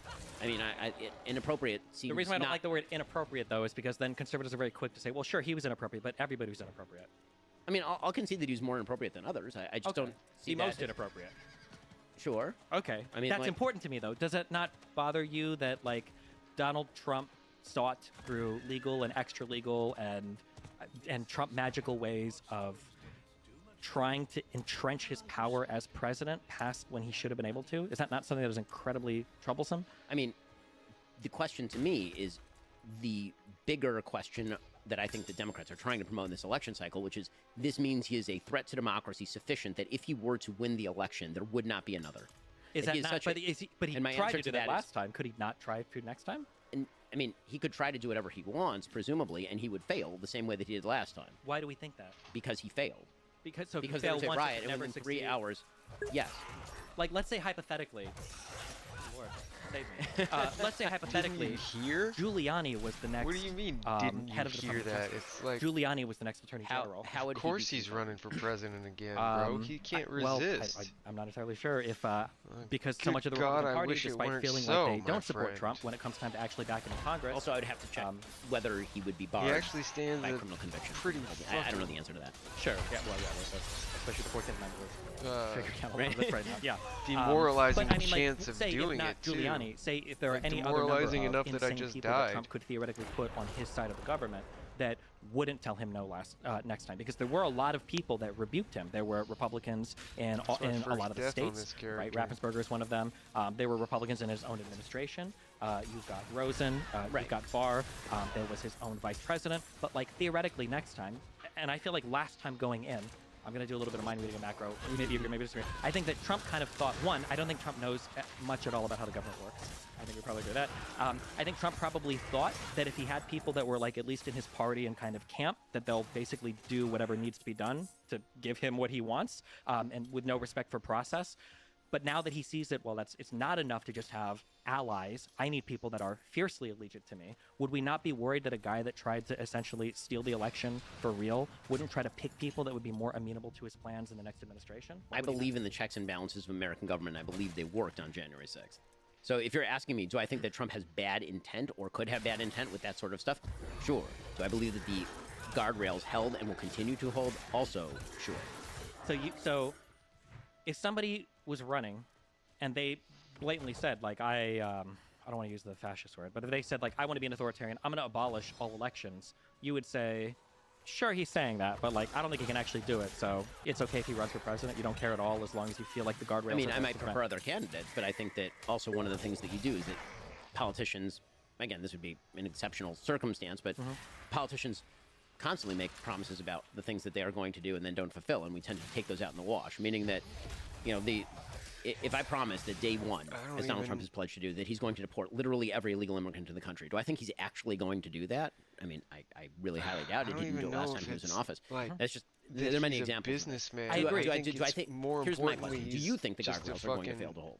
I'm not sure. power-hungry narcissist Yeah, because I think the issue is one, who wants to when it's exert election his time, Republicans will are spineless in over as office, many people as and I don't know how many possible because it congressmen would makes him support feel what he wants just because they want to win big. the-election or because they think Because it's Daddy inevitable never anyway. made Well, I mean, him I think feel one like of a the big boy. one of the things that happened in 2022 is Democrats ran directly on this platform, and a bunch of Republicans lost who were running on this platform. Literally every Secretary of State who ran on the Donald Trump "we should deny elections" platform lost in every state. Sure, but other A great way to Republicans that lose have been local office is this. Sure, but I mean, like, look at what happened with like Kinzinger and Cheney, right? Who were very like staunchly anti-Trump after J6 for that select committee, right? Kinzinger didn't even run again, and Cheney lost her election by I think the widest margin that anybody has ever lost an election ever in the history of like all of U.S. politics. People who were not yet born voted against Yeah, it, yes. I guess it's a surprising position to me for if we're looking at like principled stances of government. The idea that a man who has, and I think we both agree on this, that Donald Trump's only allegiance is to Donald Trump, right? We agree on that. The only thing he cares about is Donald I Trump. don't think it's the only thing he cares about. I think it's certainly the largest thing he It's cares the about. largest thing he cares about, right?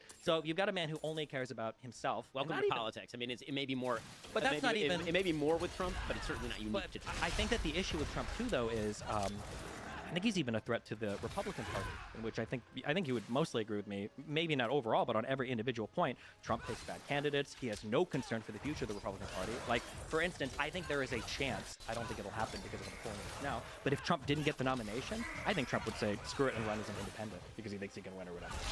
Right? I doubt that he would do that, but theoretically, Possible, he could. yeah. I mean, again, He was really content to throw Georgia, the two runoff elections Okay. under the bus because Raffensperger Is- didn't support him for I the mean, election. so stuff. Like, what is all this in service of? What's the generalized argument that you're making? Do you believe?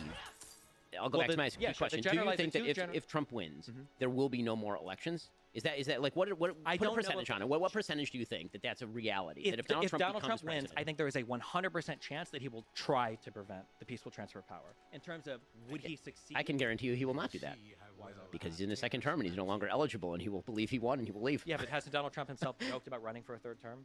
I think that that- having a third term.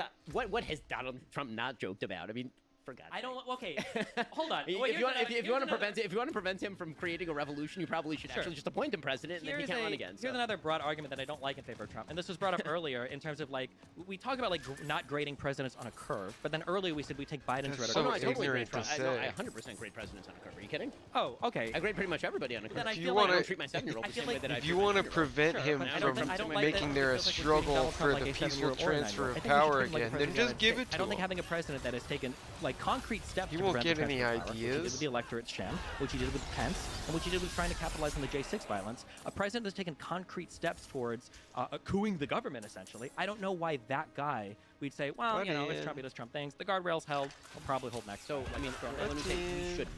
Do you mean that he should be actually barred from office? I'm just talking about support for him. I don't even think Republicans should support Trump. You lose your incumbent advantage. The guy's obviously self-destructive. He's destructed the political party itself. Like, Do you think he should be on the ballot? You think there's a case to be made to remove him from the ballot? I think there's a case to be made, but man, the phrasing for as much as our governmental founding fathers and everybody else, wrote nice amendments and wrote nice in the Constitution, some of the phrasing is very, very, very that. And the Section 3, the not requiring any type of actual conviction, I don't have a strong feeling on it. I will say I'm very interested in reading the majority opinion from the Supreme Court. I seriously doubt the Supreme Court is going to uphold that states should be able to decide if they leave him off the ballot or not. I think for the political future of the United States, it's probably not healthy that the leading opposition candidate is now going to be barred from the ballot. It's probably not healthy for us. Because then what? You want to talk about threats to democracy? That would be a pretty serious one. Applied across the board, by the way. It would be. However, like that threat to democracy was earned by Donald yeah, Trump and conservatives. at that the same supported him. I time, think conservatives made a dangerous gamble when they threw Trump Nobody's into office, gonna and now, vote like, for all of somebody the they don't fallout from that perceive is to something have that we all already as had Americans have to some deal sort with. I of mean, I think that modicum the of success. unprecedented legal theory that a state can simply bar somebody from the ballot on the basis of, in an informal feel way, like- believing that he is "quote unquote" an insurrectionist, is pretty wild. I mean, feel like that, people would There's consider an that amendment person in the Constitution, the 14th untested. Amendment, that says that if they have engaged in this, they shall not be, or you shall, I don't remember the phrasing because it doesn't require conviction, but it's a self-executing, arguably thing. If we're getting into constitutional law, I mean, there are a number of provisions that suggest that this is, number one, not self-executing. I mean, minority opinions in the Colorado Supreme Court case are pretty thorough.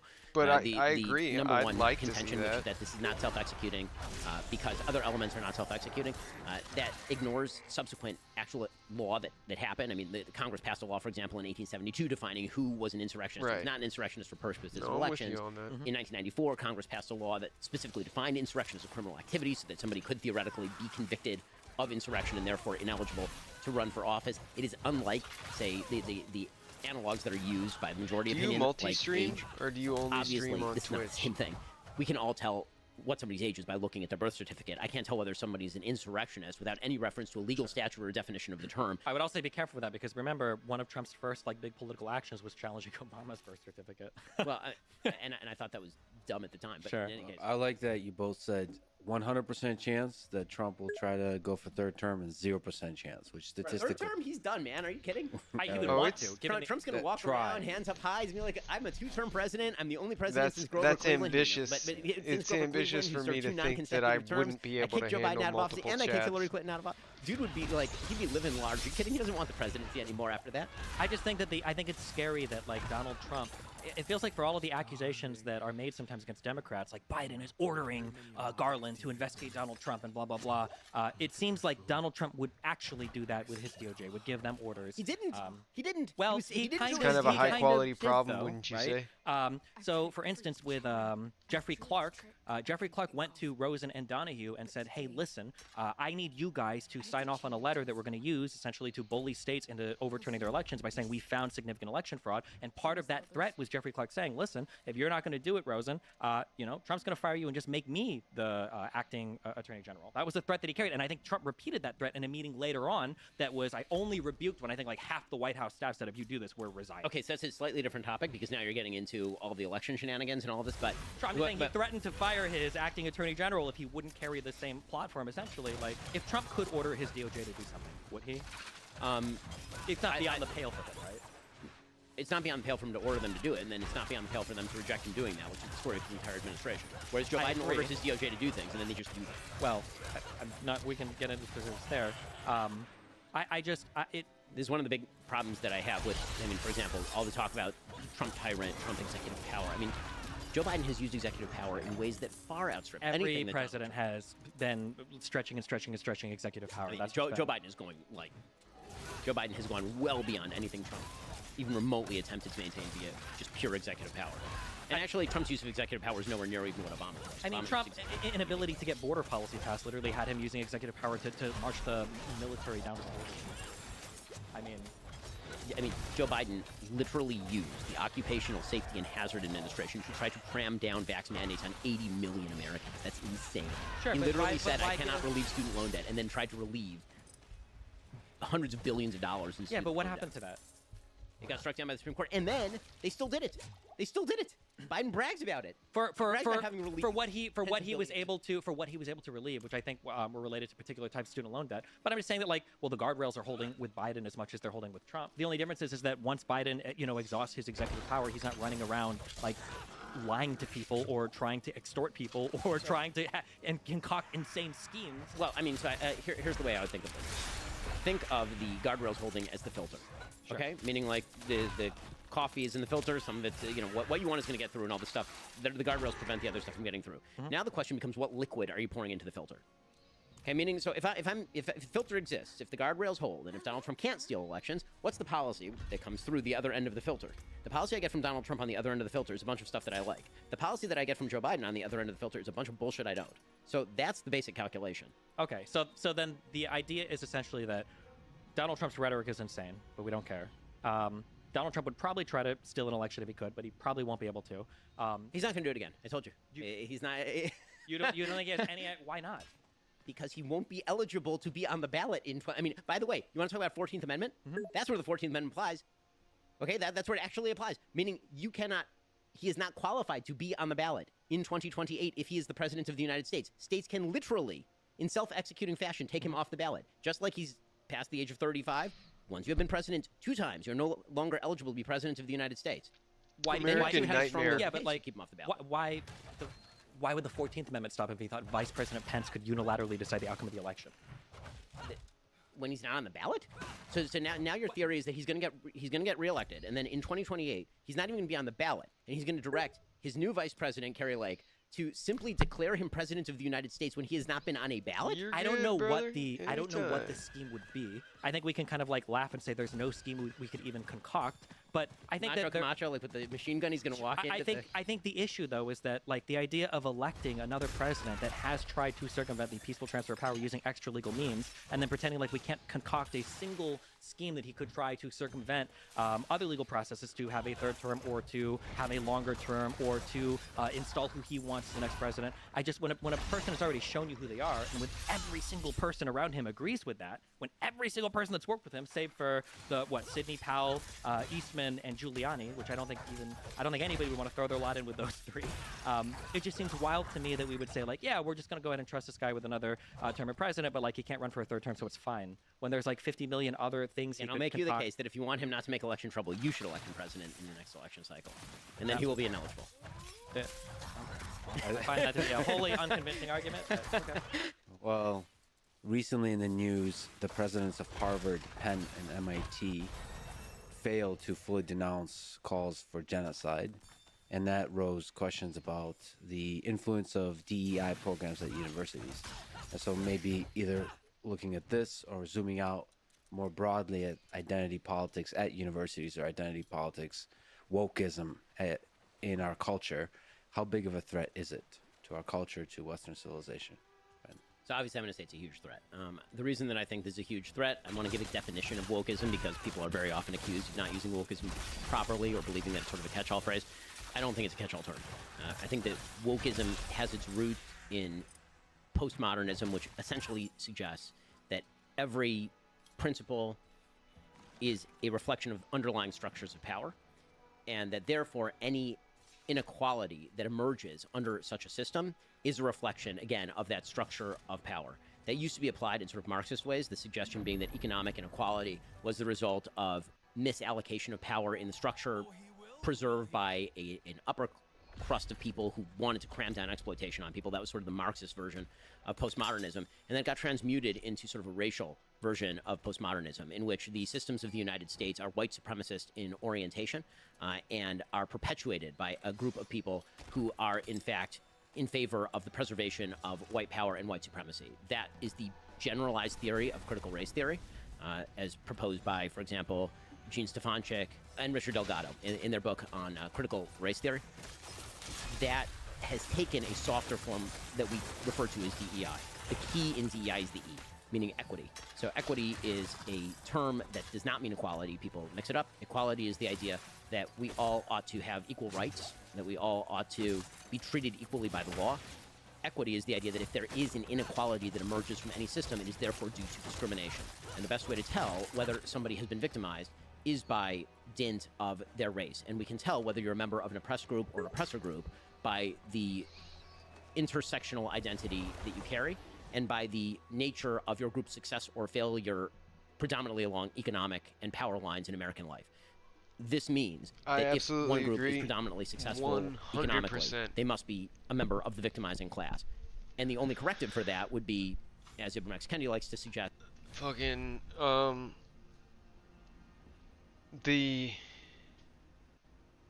my favorite book series, Wheel of Time. 14 books of 1,000 pages average each. Fucking read it like 4 times. Like, shaped my childhood. There was written by fucking pretty conservative, like, decorated war veteran from Charleston, South Carolina. White fucking straight dude whose fucking wife edited his books for him. A lot of the, like, separation of different races of people in the books. It was extremely inclusive. There were a lot of female characters, which was new for fantasy. Uh, the There were even people who were born males who were reborn in female bodies, but genders dictated who had what powers. So it's very gendered and gender binary, concept wise, and there really wasn't much as far as like gay themes. And but he never shat on any. And this, like, the first book came out in 1990, when it was still pretty much plenty fine to shit on gay people, at least in the circles this dude ran in. The Amazon fucking series of Wheel of Time just became the biggest fucking woke diversity fest that totally just revamped every single fucking plot point from that, like, masterfully crafted, fucking carefully weighed and balanced, like, calibrated clock of a fucking story.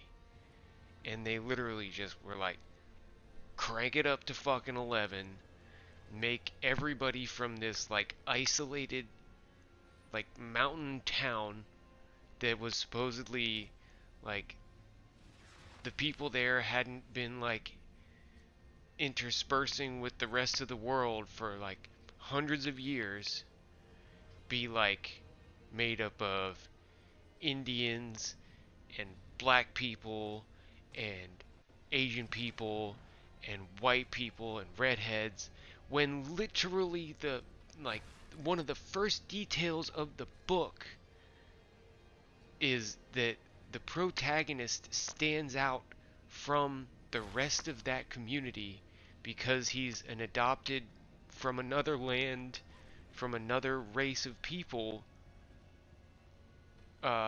person, stands out because he's tall, has light eyes, and red hair. And everybody else is supposed to be dark skinned, dark eyed, and dark haired. And they threw that pivotal first detail to the fucking wolves. And it's just like, bro, I barely got through like 3 or 4 episodes of the second season, and the amount of, like, male female threesome action that was going on, just because the showrunner's boyfriend wanted to be in it and be gay, it was just, I'm cool with it. I'm like, that's fine. I've been in one of those.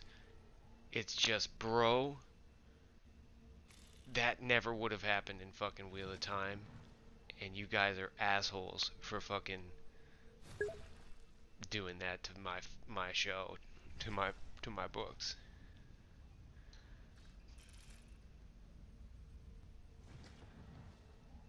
Right?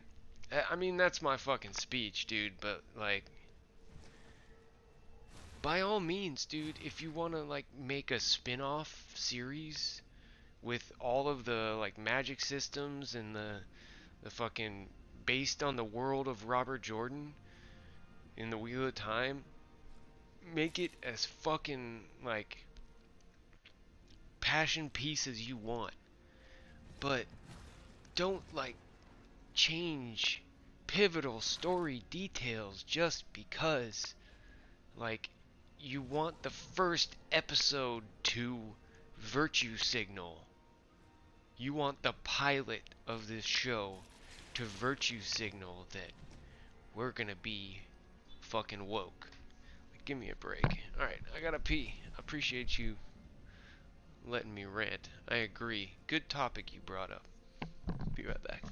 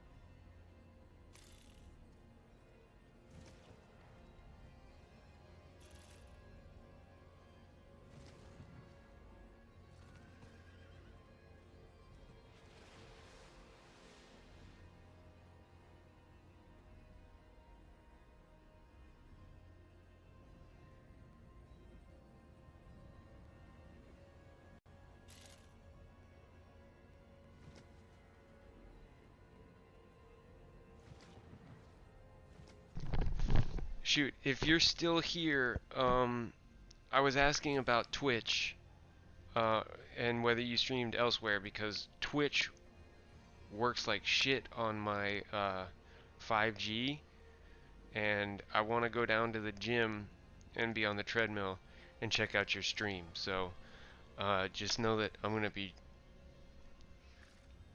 Let me see, when was the timestamp on when you said you're gonna go live in 60 to 90. 60 to 90 at 5:57. Okay, so that was like 45 minutes ago. Okay, so I'm gonna stream for another half hour, and then I'm gonna go, babe, Amber.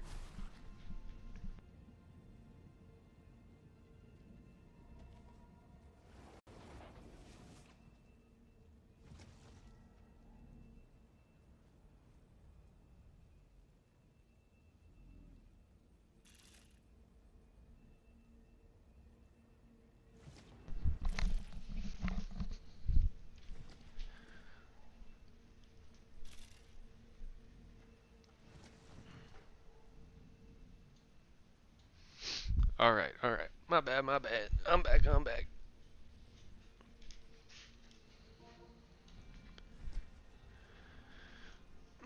Okay, how much battery I got over here? Okay, 7%. I'm doing okay. I'm doing okay. Alright. So, I'm gonna stay live for another half hour or so. And then it's gonna be Jim's and check out the Hollow Man show.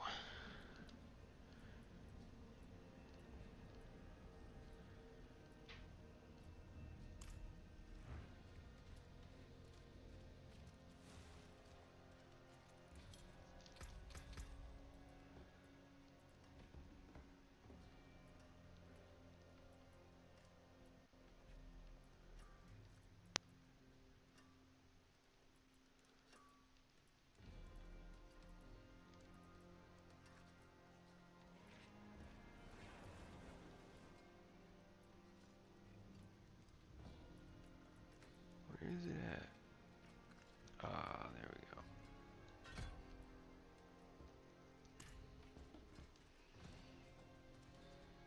Let us steal. For when words feel.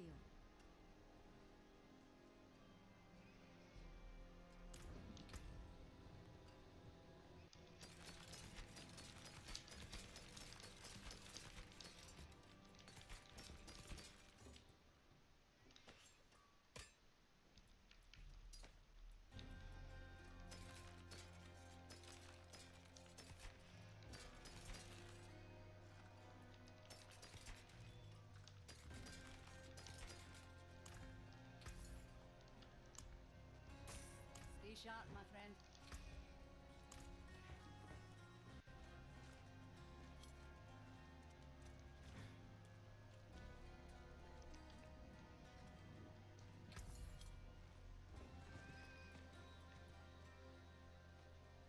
Well, there's something special.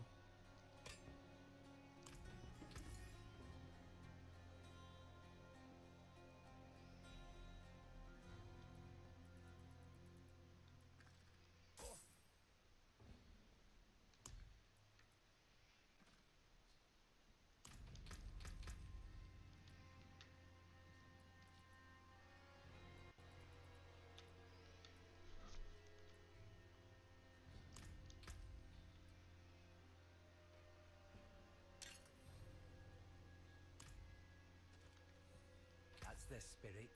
Give it a go. Not a bad pull, that.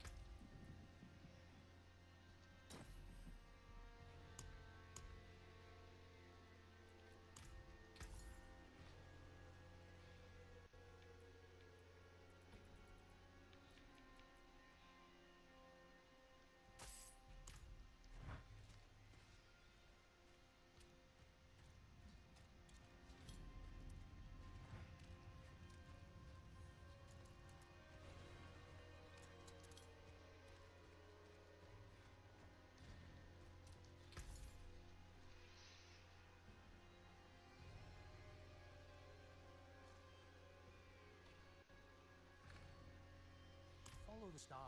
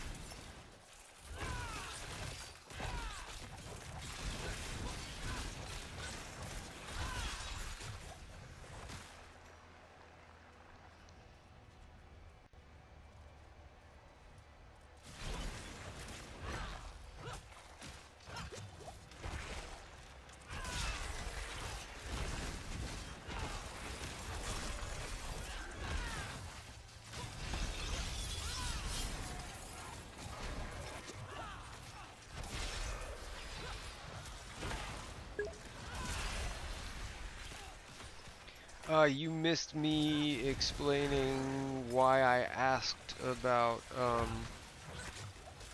Twitch and whether you stream anywhere else, because I am going to go to the gym with Amber here in a second, and Twitch sucks on my 5G, and I don't get Wi-Fi down at the gym, but I suppose I can try and turn the video quality down and see if I can get Twitch to cooperate, because I need to hit the gym, and it's convenient timing, therefore, that you'll be streaming here in about a half hour, I'm guessing, which is when I told Amber we're gonna head down.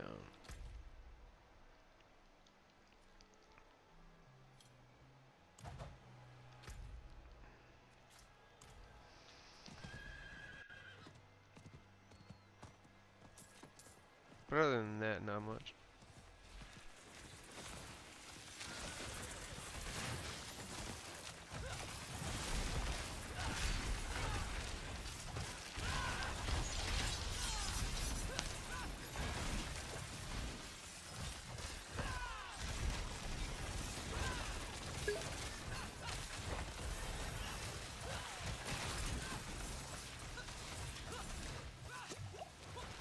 No, I don't want to be there, bro.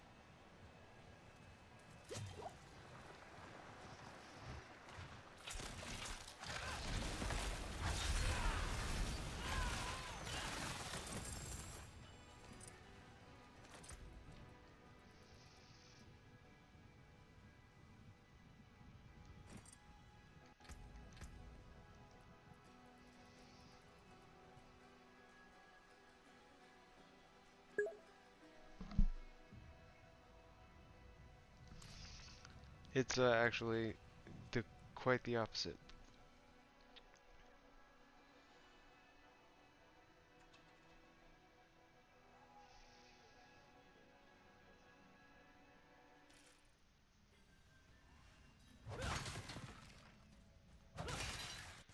It's hooking me up with extra life force.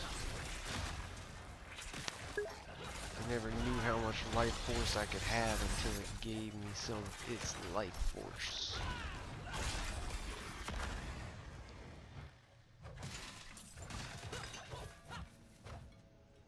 Who will catch the mosquitoes?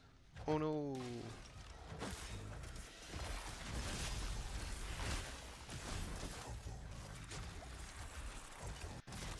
Why did it get so dark all of a sudden?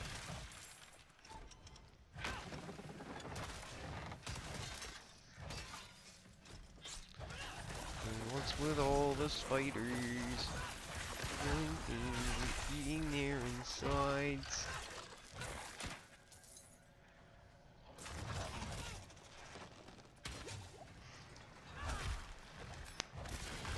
Go, fam. Go ahead and die next time.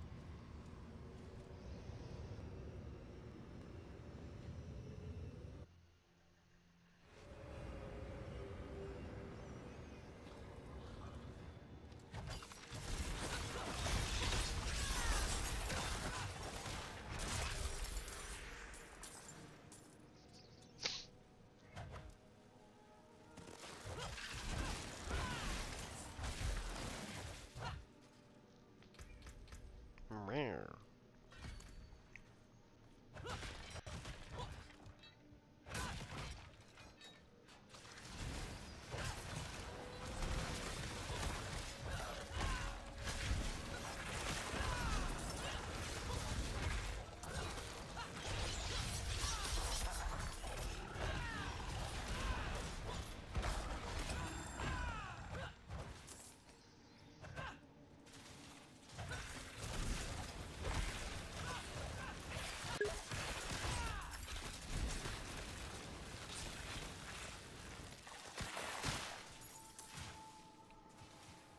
I would figure you have to have like a pancreas or something to have malaria. Aren't mosquitoes just carriers? They don't like get fevers and have to drink gin and tonics, right?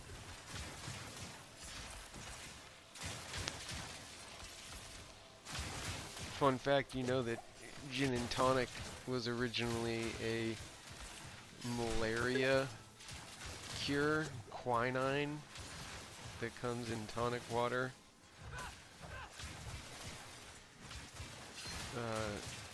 Is a malaria remedy.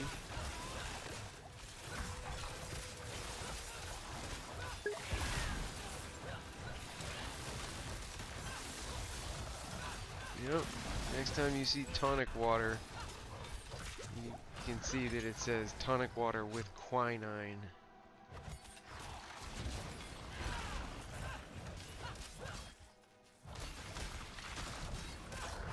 Some days I still miss when I used to drink.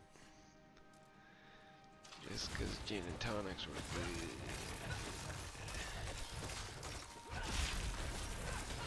Those days are gone, my friend. Those days are gone.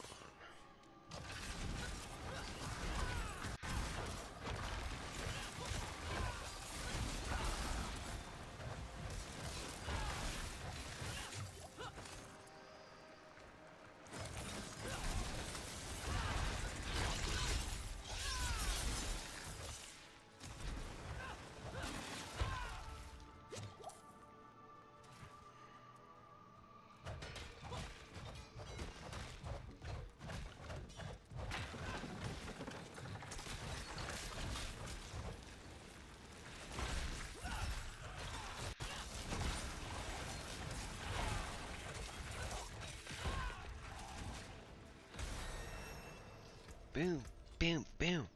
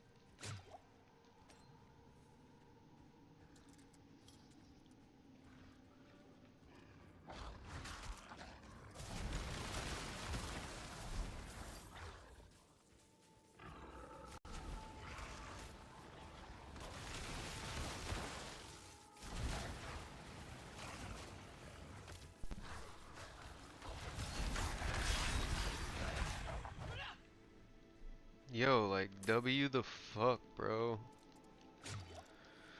Why the fuck these shits keep turning off? Is it because I'm not saying a god dang thing?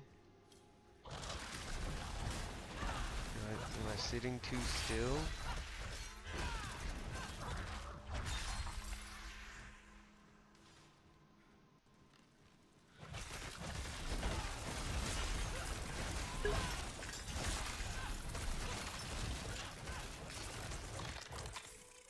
Are my headphones literally telling me I'm a bad streamer? Streamer bad?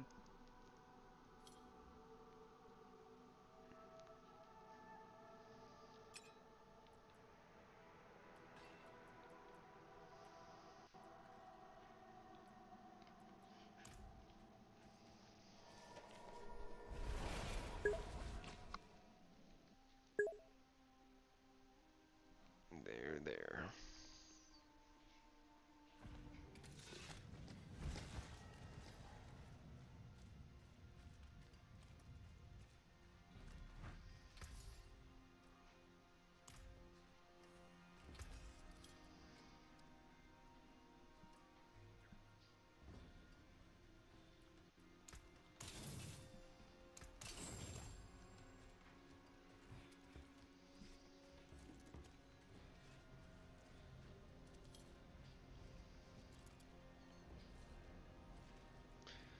I must speak with the apothecary. The apothecary.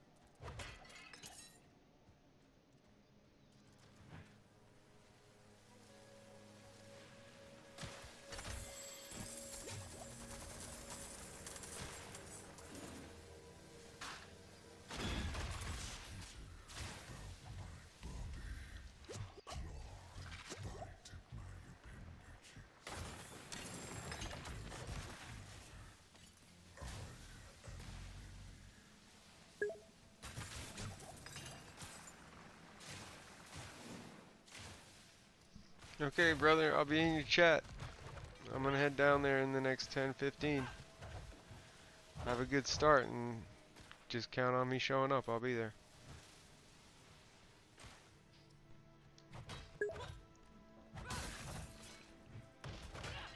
Peace, yo.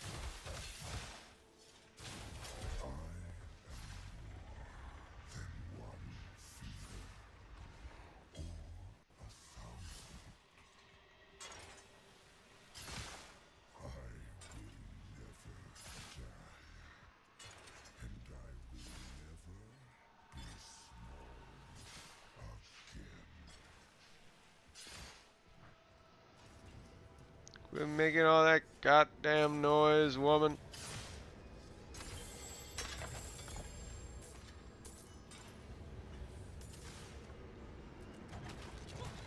Quit making all that noise, woman.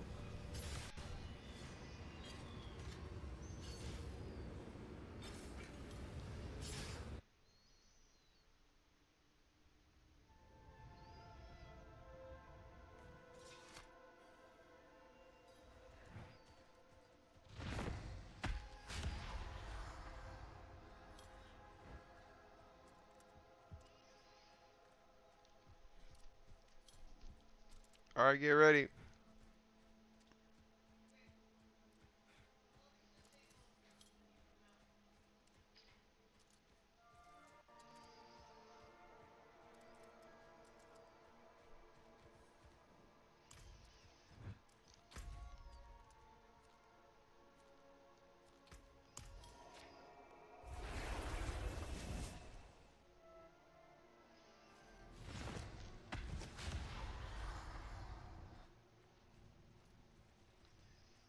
You said don't look at the table? Well, you know I'm gonna.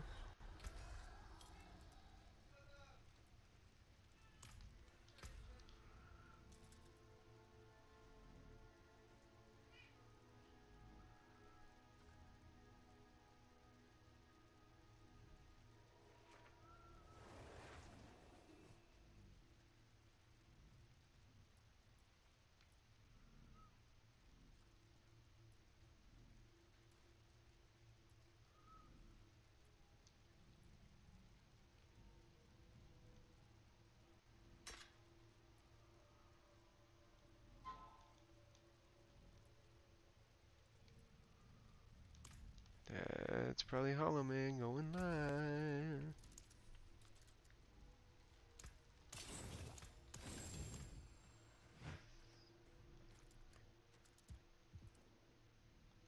I feared as much. Malphas's influence now spans the breadth of sanctuary. I can modify your seneschal to this purpose, but I don't. However, Zoltan built a web of traps around the walls. When they are disturbed, they send vibrations into the earth, calling constructs. We should exploit this. Harvest the constructs for raw materials, and I can make what we need.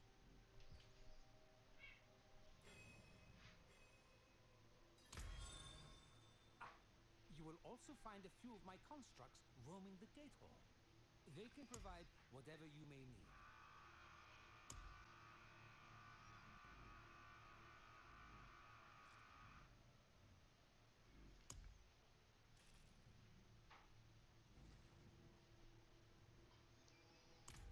Excellent. These materials are exactly what we needed. Step into my workshop. It's time that we improved your seneschal.